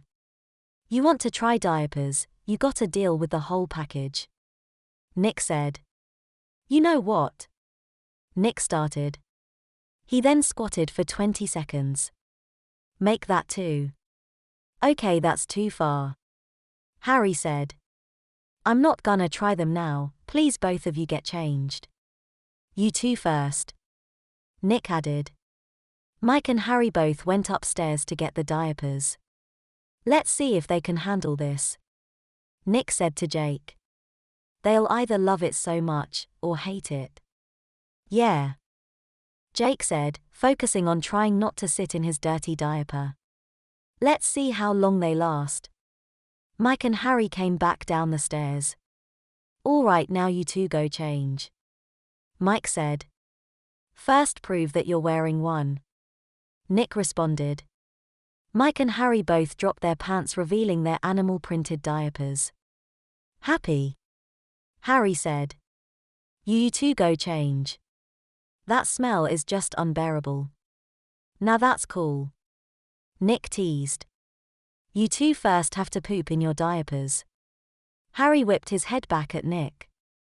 No, fuck you, you said you'd get changed if we did. He said, annoyed. Yeah, well, I changed my mind. Nick teased. It's okay, I'll go and change. Jake said as he began to go up the stairs. Jake, you get your stinky diapered ass back here. Nick shouted. Shut the hell up, you don't control him. Harry yelled. Actually, yeah, I wanna see if you guys can last too. Besides, I don't mind the smell. Jake teased along with Nick. Not you two. Mike complained. Come on, it's not that bad, Nick said. Yeah, well, not to you who practically sleeps in his shit. Harry yelled. Nick's mom rushed down the stairs in a heat of rage. What did I tell you about yelling and cursing? She screamed. She focused her eyes on Mike and Harry, who were standing with their pants down and diapers exposed. What's going on here? We bet that those two couldn't last in diapers for a day. Nick explained. No, we agreed that if me and Harry put on diapers, you both would get changed. Mike yelled back. I honestly don't care about what you do, but for the love of God, please stop yelling and cursing. Nick's mom scolded. She then pointed her finger at Jake and Nick. And you two let me change you both immediately. Mom, Nick started. No excuses, stinky butt. You and the other stinky boy, get your butts upstairs right now. Nick's mom yelled. Hey, I thought you wouldn't call me that. Nick complained. Silence. Or I will tie your parky to your mouth. Nick's mom snapped back. Knowing not to mess with his mom anymore, Nick went up the stairs followed by Jake. Oh, and before you ask Jake, yes, I'm going to change you. Nick's mom added. Hey, I was gonna get changed, but Nick thought it would be funny if we tortured Harry and Mike a little more. Jake responded. Hey, way to put the blame on me. Nick said, upset. Well, we all know Nick isn't the smartest. Nick's mom chuckled. Hey. Nick snapped back. Well, what's your GPA like? Nick's mom added. Higher than Jake's. Nick said quietly. Nope, I have a 4.3 out of 4.5. Jake exclaimed. All right, let me get this little boy all sorted out and then I'm coming back for you. Nick's mom said. Jake sat in the kitchen while Nick's mom went into the bathroom with Nick. A few minutes later, Nick walked out and she called Jake in. At first, Jake was very embarrassed at Nick's mom seeing him like this, but she seemed not to care. When she was done, Jake got up and went back to the basement. When he got down the stairs, he went over to the couch that all the boys were sitting on. Are you guys still wearing diapers? Jake asked. Well, yeah, you said we have to last a whole day. Harry responded.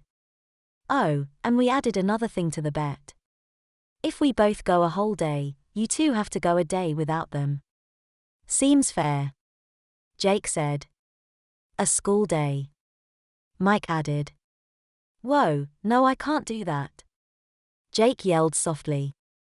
Yeah, what if we can't control ourselves and it gets all over our pants? Nick added. Well, that's your problem. Harry said. Well, we've got nothing to worry about. Jake said, relieved. I don't think they will last even 2 hours. Yeah, they'll probably beg us to end the bet. Nick added. Just then Nick's mom came back downstairs.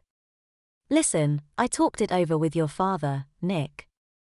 You boys will leave this house for the whole day and only come back at dinner. You must leave all your things here. But Nick started.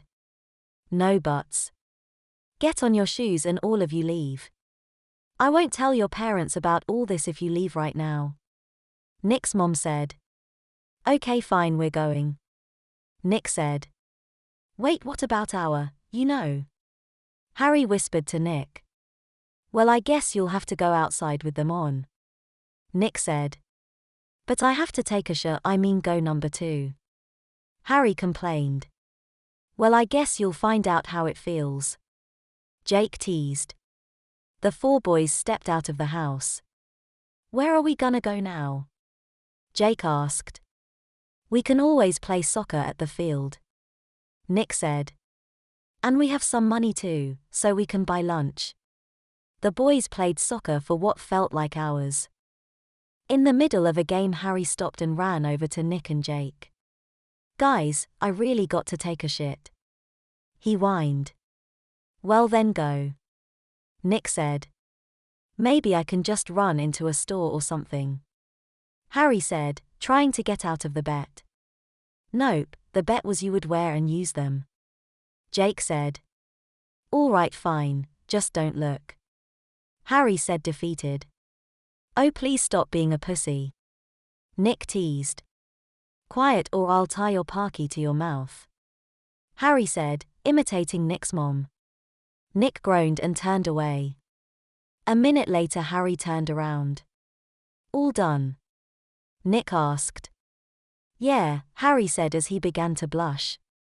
They went to a fast food restaurant to get lunch. They were about to sit down when Harry turned to Jake and Nick. Do I have to sit down? Harry whispered. Fine, just go get changed in the bathroom. Nick said. A few minutes later, Harry came back to the table and sat down. Did you actually change, or are you just going commando? Jake asked. Harry groaned and pulled down his waistband, revealing the new diaper. Hey, why aren't you complaining, Mike? Harry asked. Well, I haven't had to go yet. Mike explained. And it's kind of like a pillow for my butt when I sit down. Had enough yet? Nick teased. Nope, just fine, Harry said. Well, we still have about 2 more hours till dinner time. What do you guys wanna do? Mike asked. Well, we don't have enough money to see a movie. Nick said. Let's just hang out at the field or something. Jake suggested. They all went back to the field. They didn't feel like playing soccer, so they just sat and talked. So how are you two doing? Nick asked. Any of you need to be changed yet? Jake teased. No, I'm fine. Harry responded. No, I don't think so. Mike said. Is it as bad as you thought it would be? Jake asked. No, to be honest, it's kind of nice not having to go to the bathroom all the time. Harry said. Are you gonna start wearing diapers full time? Nick asked. No, I don't think so. Harry said. I can't stand sitting in shit. Well, you don't have to sit in it. Nick said. How about you, Mike? Nah, not really my thing. Mike said. But I'll last up until the bet's over. They boys headed back to Nick's house. Nick knocked on the door and his little sister answered. Annie, can you let us in? Nick asked. Nope. Annie said, slamming the door. Nick started knocking furiously. Let us in, come on. Where's Mom? She's out shopping with Dad. Annie answered through the crack in the door. All right then. Nick said, relieved. Open the fucking door, you little shit. Hey, I'm telling Mom you cursed at me. Annie teased. Stop trying to be annoying, please let us in. Nick begged. Fine, only if you apologize and say that you're a big poopy baby. Annie said. Come on, you're 11, can you think of anything better? Nick said. Nope. Now say it. Annie said, snickering. Fine, I'm sorry, and a big poopy baby. Nick said, rolling his eyes. Right this way, stinky butt.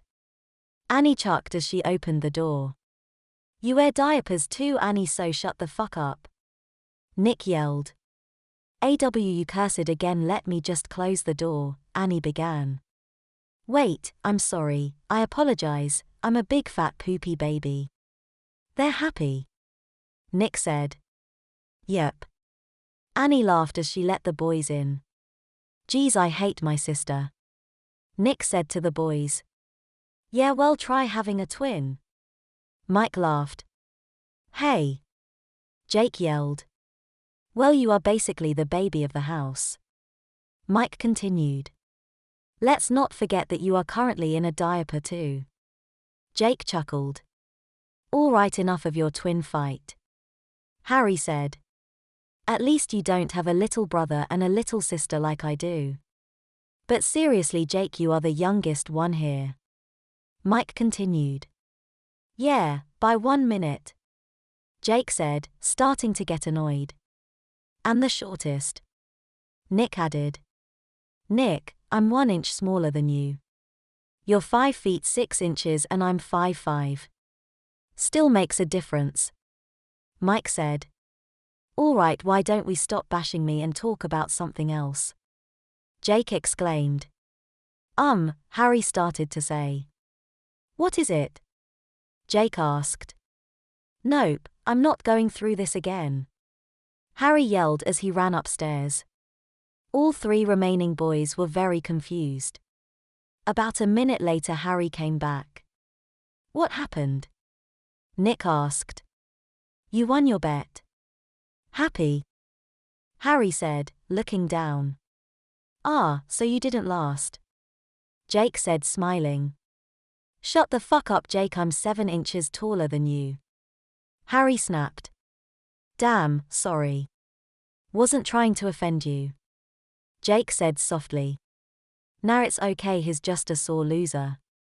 Nick chuckled. Well, I guess you can get changed too, Mike. Harry said. Fine, give me a minute. Mike said, upset that he lost the bet. So what do we have to do for you two now? Harry said, expecting the worst. I think you've been through enough today. Why don't you just let me copy your homework the next time I need to? Nick said. Yeah, and buy something from the cafeteria at school for me. Jake added. All right, seems fair. Harry agreed. Actually, I got a better idea. Harry said, smiling. How about Mike and I bake you both homemade chocolate chip cookies? And just why would we do that? Mike asked. Just go along with it. Harry whispered to Mike. Okay, sure, we'll make cookies for you guys. Mike said. All right, that's cool. Nick said, not paying attention. Yeah, that seems fair. Jake added. Mike and Harry both stepped upstairs. You've got that look on your face, what do you have planned? Mike asked. Well, I might just slip a little something into the cookie batter. Harry smiled. Oh God, what are you gonna do? Mike asked. I'll make 2 batches of cookie batter, one normally, and one with laxatives. Harry said, smiling. You realize we will have to deal with the smell too? Mike asked skeptically. Yeah, I know, but it won't be compared to the uncomfortableness they will feel. Okay, I guess I'm down. Mike said, giving up. Okay. The first batch will be normal, and there'll only be 2 chips in each cookie. Harry started. The next one will have a shitload of laxatives and 3 chips in each cookie. So we just have to make sure we eat the ones without 3 cookies then? Mike asked. Yep, simple as that. Harry said, admiring his plan. All right, let's get started. Mike said. Back downstairs in the basement, Nick and Jake were playing video games.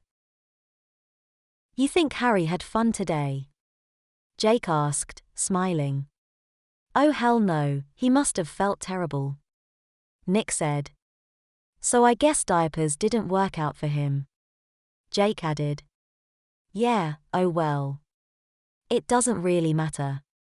Nick said, focusing on the game. So which of the hottest girls in our grade wear diapers? Jake asked. Well, to be honest, I don't know. Nick said. I'm guessing the ones who don't wear yoga pants, because the diaper would stick out like a sore thumb. Yeah, that's true. Jake said. But probably a lot. Nick said. Because it's easier to wear a diaper when they are on their period. Nick smiled. That's gross, man. Jake laughed. All right, the cookies are done. Harry yelled down the stairs. AWS, can you bring them down here? Jake asked. Sure thing. Harry responded. Harry and Mike walked down the stairs carrying the plate full of cookies. Bon appetit. Mike chuckled. And what's so funny? Jake asked. Oh, nothing, it's just how Nick's sister kind of controlled him before. Mike lied.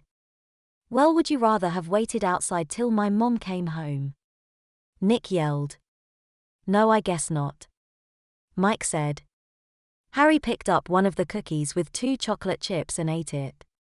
Hey, these are actually pretty good. He exclaimed. Oh, let me try one. Nick said, picking up one with 3 chips. Mike and Harry both smiled at each other. Yeah, me too. Jake said, picking up a cookie with 3 chips as well. Huh, they're okay. Jake said, not amazing, but okay. Well, there's a lot more where that came from. Mike said.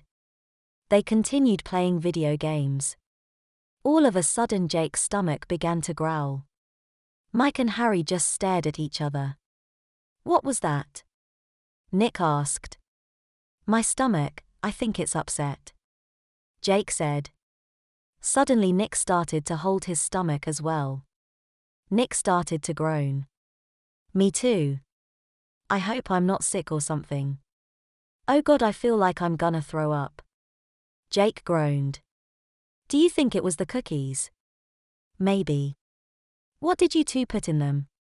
Nick asked. Nothing, just flour, sugar, milk, and other cooking ingredients. Mike replied. And laxatives. Harry whispered to Mike. What's with the whispering? Jake asked. Oh, nothing, it's just that your shirt's tucked into your pants. Harry lied. Oh shit, I didn't even notice. Jake said. All of a sudden Nick let out a huge fart. Nick, what was that? Mike chuckled. Sorry, my stomach's upset. Nick said, holding his stomach. Nick let out another big fart. Okay, do you need to be changed or something? Harry asked. No, I'm fine, sorry. I think that was the last of it. Nick said, relieved. Jake then felt even more pain in his stomach. Are you sure there was nothing in those cookies? Jake asked, worried. Yeah, I don't think so, why? Fuck, are you gonna start farting too? Harry asked. No, I don't think so. Jake answered. A terrible smell filled the air. Nick? Jake asked. Yeah. Nick answered, still holding his stomach. Are you okay? Jake continued. Yeah, just need to get all of this out of me. Nick answered. Nick then waddled up to Jake. Do you need to be changed too? He asked. No, not ye. Jake felt the warm mess fill the seat of his diaper. The smell grew worse. All right, both of you go get changed now. Mike yelled. I will, I just can't stop. Jake exclaimed. Me neither. Fuck, this sucks. Nick yelled. Nick's mom rushed down the stairs. What did I tell you boys about? Oh geez, that stinks. She yelled as she held her nose. Which one of you is it? She said as she looked at Nick and Jake. Both the boys were too uncomfortable to respond. Nick's mom ran over to Nick and Jake and pulled down their pants, revealing their soiled diapers. They both sagged so much that it seemed as if there was weights in their diapers. Both of you? What did you eat? She exclaimed. I don't know. Nick yelled. She took both Jake and Nick upstairs. A few minutes later, Jake and Nick came back down. Everything okay? Mike asked, ashamed of what he did to his friends. Yeah, I guess, Jake said.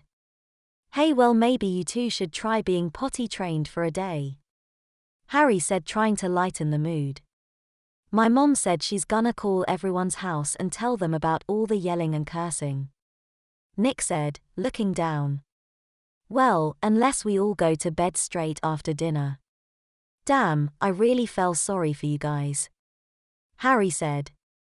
Well, it's not your fault. Jake said. Yeah, I guess, Harry said, looking down. Well, I guess we can still stay up late, but we have to whisper. Nick said. Nick, Jake. You boys should go take showers to clean yourselves up. Nick's mom shouted from upstairs. Okay, Mom. Nick shouted back. Nick and Jake both went upstairs to take showers. As soon as they went up, Nick's mom came down.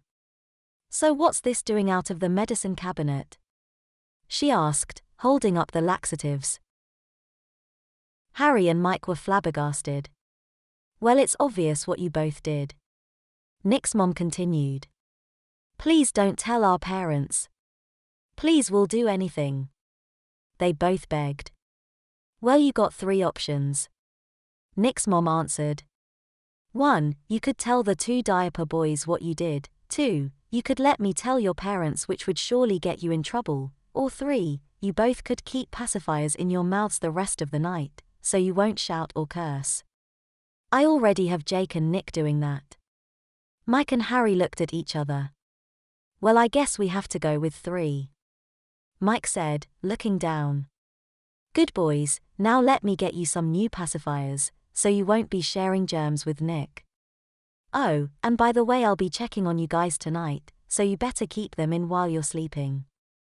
Harry and Mike just stared at the floor. Nick's mom went to the garage and came back with the pacifiers.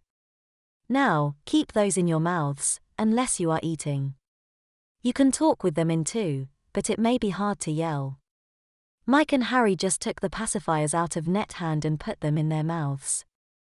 Good boys, now we're gonna eat soon, so go do whatever you have to do to get ready. Nick's mom said. 10 minutes later the four boys, Nick's mother and father, and Annie all met at the dinner table. Nick and Jake, assuming that Mike and Harry had pacifiers for the same reason as they did, didn't ask them about it. So there are 4 baby boys now. Nick's dad teased. Well, that's what they get for not listening to me. Nick's mom answered. We just have pacifiers, it doesn't make us like them. Harry said softly, pointing to Jake and Nick. Hey, do you need to be reminded that your ex-girlfriend was like us too? Nick snapped. Pay attention to the word ex. Harry snapped back. That's enough, now continue eating. Nick's mother scolded. Sorry. They both responded. As soon as they were done eating, all 4 boys went upstairs to get ready for bed. Well, that was a fun day. Jake said sarcastically. Yeah, just perfect. Harry replied. Well, at least it couldn't get any worse. Nick said as he rolled out his sleeping bag. Nick's mom walked into the room. Remember what I said. You can whisper but don't go to bed late. If any of yell or curse one more time, I'll tell your parents. Oh, and Nick and Jake, I'll be checking up on you in an hour. Hopefully your stomachs aren't upset by then. Good night. Well, at least we can whisper. Mike said. I really wonder what made our stomachs upset. Jake whispered. Well, it's gotta be something we both ate. Nick replied. The cookies? Jake asked. Mike and Harry just stared at each other. Nah, Mike and Harry are those two and they're fine. Nick said. I just hope that was the last of it. Can we watch TV? Harry asked, changing the subject. I don't think my mom would let us. Nick answered. How about Truth or Dare? Mike said. Sure, I guess I'll go first. Harry said. All right, Truth or Dare, Harry? Jake asked. Dare. Harry answered. I dare you to, I don't know, I guess hold your breath for 20 seconds. Jake said. Wow, that's got to be the lamest dare I've heard. Nick chuckled. Well, if I have to. Harry said, smiling. After 20 seconds, Harry exhaled. All right, Nick, Truth or Dare? Harry said. Dare. Nick replied. Okay, I dare you to shove 10 ice cubes down your pants. Harry said. Okay, sure. Nick replied. Nick got up and got 10 ice cubes from the freezer downstairs. Remember, you said pants, not diaper. Nick smiled. Shit, oh well, fine. Harry said. Okay, Jake, Truth or Dare? Nick asked. Well, I guess since everybody's doing Dare, I will too. Jake answered. Okay, I dare you to take a shower on the coldest setting. Nick said. Well, you never said how long, so I'll only step in for a second. Jake smiled. Fully clothed. Nick added. Fine. Jake rolled his eyes and went to the shower. He stepped in the shower for 1 second. Shit, that was really cold. Jake said, shivering. Okay, Mike, Truth or Dare? I'll mix it up with a truth. Mike replied. Did you enjoy wearing a diaper today? Jake asked. Yeah, sure, I didn't mind it. It wasn't too weird, it just felt like a built-in cushion. Mike replied. Suddenly Nick's mom walked into the room. Hey guys, sorry, I'm just checking up on you. Jake, why are you all wet? Well, Jake began. You know what? I don't really want to know. Anyway, you should probably get ready for bed. Oh, and by the way, I'm locking the door from the outside. Nick's mom said. Why? Nick said, confused. 'Cause one of you snuck downstairs to get something. Nick's mom answered. Listen guys, I really don't want to tell your parents. Please just be good boys and behave for the rest of the night. Oh, and Mike and Harry, you forgot these. She held up both the pacifiers. Remember the deal? She said, winking. Harry and Mike just got up and took them silently. Okay, since you won't be leaving this room, Jake and Nick, which diapers do you prefer? I don't really care. Nick said. Oh, I like the baby animal ones and safari ones. Jake said. Nick's mom went go get the diapers. Here you go. I got 6 just in case you need extras. Thanks, Nick said. Well, you boys have a nice night. Nick's mom said as she closed the door. Wait, what if me or Harry have to go to the bathroom? Mike shouted. Well, I guess you'll just have to hold it until 8 in the morning when I unlock the door.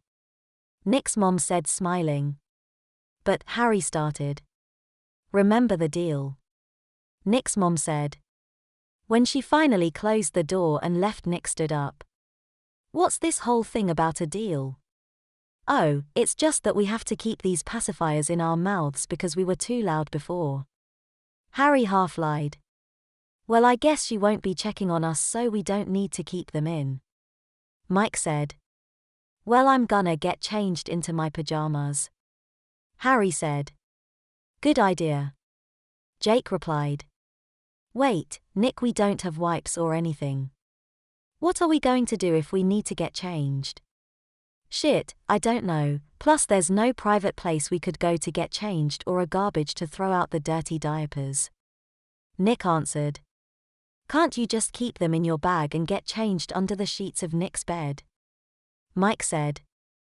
I guess, Jake replied. No, I don't want shit all over my sheets. Nick exclaimed. Then go in the closet or something. Mike said. And it's not as bad as me and Harry's situation. If we have to go, we have to hold it until morning. Well, technically we do have extra diapers. Jake said. Hey, and if you really want you can piss out the window. Nick joked. Come on guys, get into your pajamas. I want to go to bed. Harry said. Jake was starting to go to the closet to get his pajamas on, but Nick just took off his pants and shirt and threw them in the corner of the room, revealing his safari-printed diaper. Mike and Harry didn't think anything of it. Nick then just put on an oversized shirt and sat on his bed. Jake decided to take off his clothes outside the closet too. He was wearing one of the baby animal printed diaper. He quickly threw on his pajama shirt and pants. Hey, it sucks you don't have your korigami, or whatever those sleepers are called. Nick said. Oh, you mean my kigurumi? Yeah, I know. Jake replied. What is it, a puppy? Nick asked. Yeah, I think so. Jake replied. You should get one. Yeah, they look pretty cute. Nick said. Jake took his pajama pants waistband and put them a little lower than his diaper waistband. You sure like that look? Harry said. Huh? Oh. Yeah, I think it's cute when I let my diaper peek out the top of my pants like that. Jake replied. What's up with you two and wanting to look cute all the time? Don't you want to look cool? Mike asked. Well, yeah, but at night I really don't care. Jake answered. Yeah, me neither. Nick said. I like looking cute.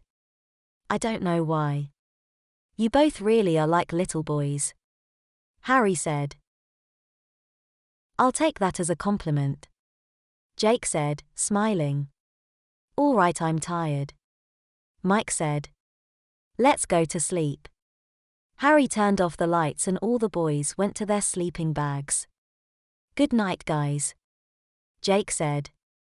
Good night. They all said bad. Jake sat in bed for a while. He wondered where his new life in his new world would take him next. He was truly happy and hoped that he would have as great of a day as the past 4 every day. Jake opened his eyes. He was very drowsy and checked his phone to see the time. His phone said 7:04. He was about to go back to sleep when he noticed Harry pacing around. "Ah. Harry, what's going on?" Jake said sleepily. "I got to take a piss so fucking bad. I can't stand it.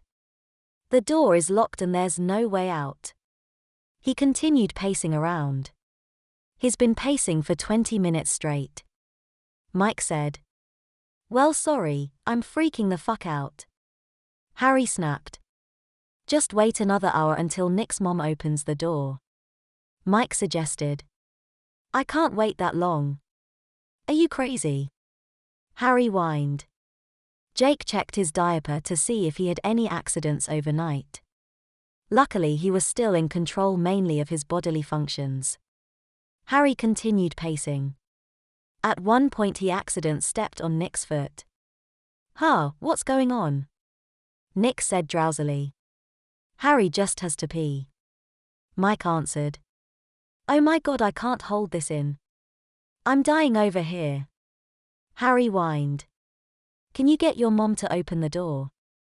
Do you really think she would do that?" Nick responded. Harry continued pacing and whining. "What time is it?" Nick asked. "Around 7:05. Jake responded. "Well, we got about an hour till my mom comes to open the door." Nick said. "Yeah, well, I don't think Harry will last that long." Mike said, pointing at Harry pacing. "Well, what are you gonna do, Harry, piss out the window?" Nick asked. Harry stopped pacing and stared at Nick.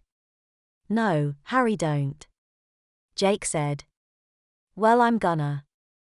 Harry responded. "It was a joke, please don't get my mom even more annoyed than she is now." Nick said. "Well then what the fuck am I gonna do?" There was a knock at Nick's door. "Mom?" Nick asked. Harry perked up. They heard chuckling from the other side. "Oh, it's Annie," Nick said, rolling his eyes. "Can you guys keep it down? I'm trying to sleep. Don't make me tell Mommy."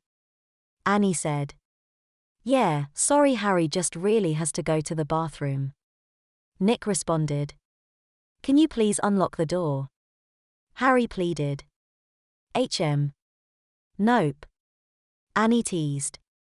"Fucking bitch," Harry said under his breath. "Well, I'm pretty sure she's not ever going to unlock the door." Nick said. "Well, we do have extra diapers." Jake said. "Nope, nah, never doing that, anything but that." Harry replied. "All right, but if you need them, they're in the closet." Jake said. "Remember, Harry, drip drop waterfalls." Annie laughed from outside the door. "Shut up," Harry yelled. "This is one of the many advantages of wearing diapers." Nick teased. "You can pee, whenever, wherever." "Shut up, Nick," Harry yelled. "In fact, I can pee right now." Nick continued. "Stop making my life miserable," Harry whined. "Sorry, I was only messing with you," Nick said. "Besides, I don't have to pee right now," Nick said, smiling. Suddenly a terrible smell filled the air. "Oh, come on, man," Harry whined. "Sorry, can't help it," Nick answered. "But it does feel so nice letting it all out whenever I feel like it," he teased. "Nick, go get changed," Mike said. "Why would I do that if it feels so good?" Nick teased. "Why are you torturing me?" Harry yelled. "Oh please, Jake and I know what you did yesterday," Nick said. "Yeah, it was a little obvious that you put something in the cookies," Jake added. Mike and Harry just stared at each other. "But these little diaper boys are gonna get you back hard," Jake said, smiling. "We're sorry, please don't do anything crazy," Harry yelled. Jake pulled down his pants, revealing his baby animal printed diaper. See the paw prints on the front? They disappear when you pee. Okay, so. Harry said. Jake just stood there. He felt his diaper start to get warm. The paw prints on his diaper started to disappear. Come on, I'm gonna explode. Harry whined. Well, how do you think we felt yesterday when you make us mess our diapers so bad that they sagged in the back? Nick said. Look, I'm sorry, please don't torture me anymore. Harry pleaded. We had to deal with the stink of you both, so we already got our payback. Mike said, trying to get out of it. I can't take this anymore. Harry yelled. He ran into the closet, picked up a diaper and threw it on. He stood there for about a minute and then turned around. The paw prints were gone. Never tell anyone about this. Harry yelled. Okay, sure. Stinky butt. Nick chuckled. Yeah, diaper boy. Jake smiled. I hate both of you. Harry said, calming down. He took off the diaper and put his pants back on. Well, hey, you don't have to pee anymore. Mike said.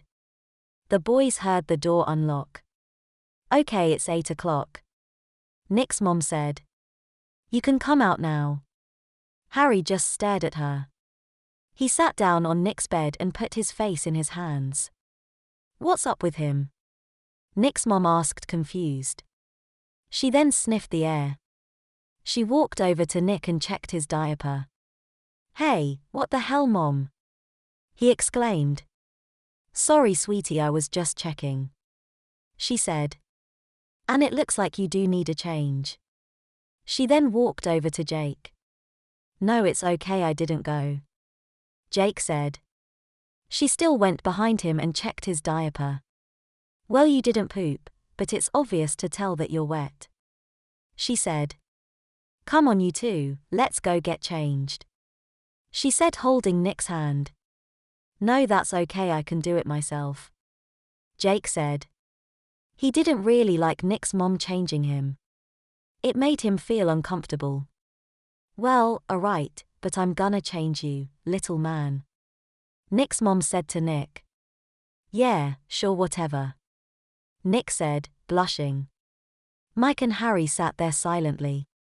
So, I guess you could have waited one more minute, Mike said. Harry just groaned and laid on his back. Well, at least I feel better. Jake walked back into the room. So, he said, trying to break the awkward silence. When is Mom picking us up? I don't know, I didn't text her. Can you? Mike asked. Jake went over to his phone and texted his mom. She says she'll be here at around 11. Jake said. When are you leaving, Harry? Probably around 11 too. He responded. Nick walked back into the room. My dad's making pancakes for breakfast. They'll probably be ready in about 10 minutes. He said. Okay, cool. Mike responded. So, Nick said, grinning. Stop. Harry said sternly. Sure thing. Stinky butt. Nick said, grinning even more. Shut the fuck up, it's not like I shat in it. Harry yelled. Sorry. Is diaper but okay? Nick chuckled. I'm this close to fucking snapping, Nick, don't test me. Harry said, shaking. Okay, I apologize. Nick responded, still smiling. Pancakes are ready. Nick's dad shouted up the stairs. Okay, be there soon. Nick shouted back. The boys all went downstairs and ate breakfast. After breakfast they went in the basement to hang out. Shit, our mom just texted us. Jake said, looking at his phone. AW, do you have to leave? Nick sighed. We had a lot of fun. Yeah, sorry. Mike said. Bye guys. Jake shouted as he went up the stairs. Bye Jake, bye Mike. Nick shouted back. Yeah, see you guys later. Harry shouted. Thanks for having us, Jake said to Nick's mom as he and Mike were going out the door. See you later, she said back. Jake and Mike went to their car and got in. So how was it? Their mom asked. Good, Jake said. Got all your things? Their mom asked. Yeah, I think so, Mike replied. They arrived at their house and went inside. Jake placed his things on the couch. You better not leave that there, his mom warned. I'll move it tonight, Jake responded. Oh, so how's your memory doing? His mom asked. Jake had almost forgotten about how he was in a different world just 5 days ago. It's gotten a lot better, he lied. Well, that's good to hear, his mom responded. Jake went on the couch and looked at his phone. Wow, I can't believe it's been 5 days, he thought. This is a really nice world. A nice, diapered world.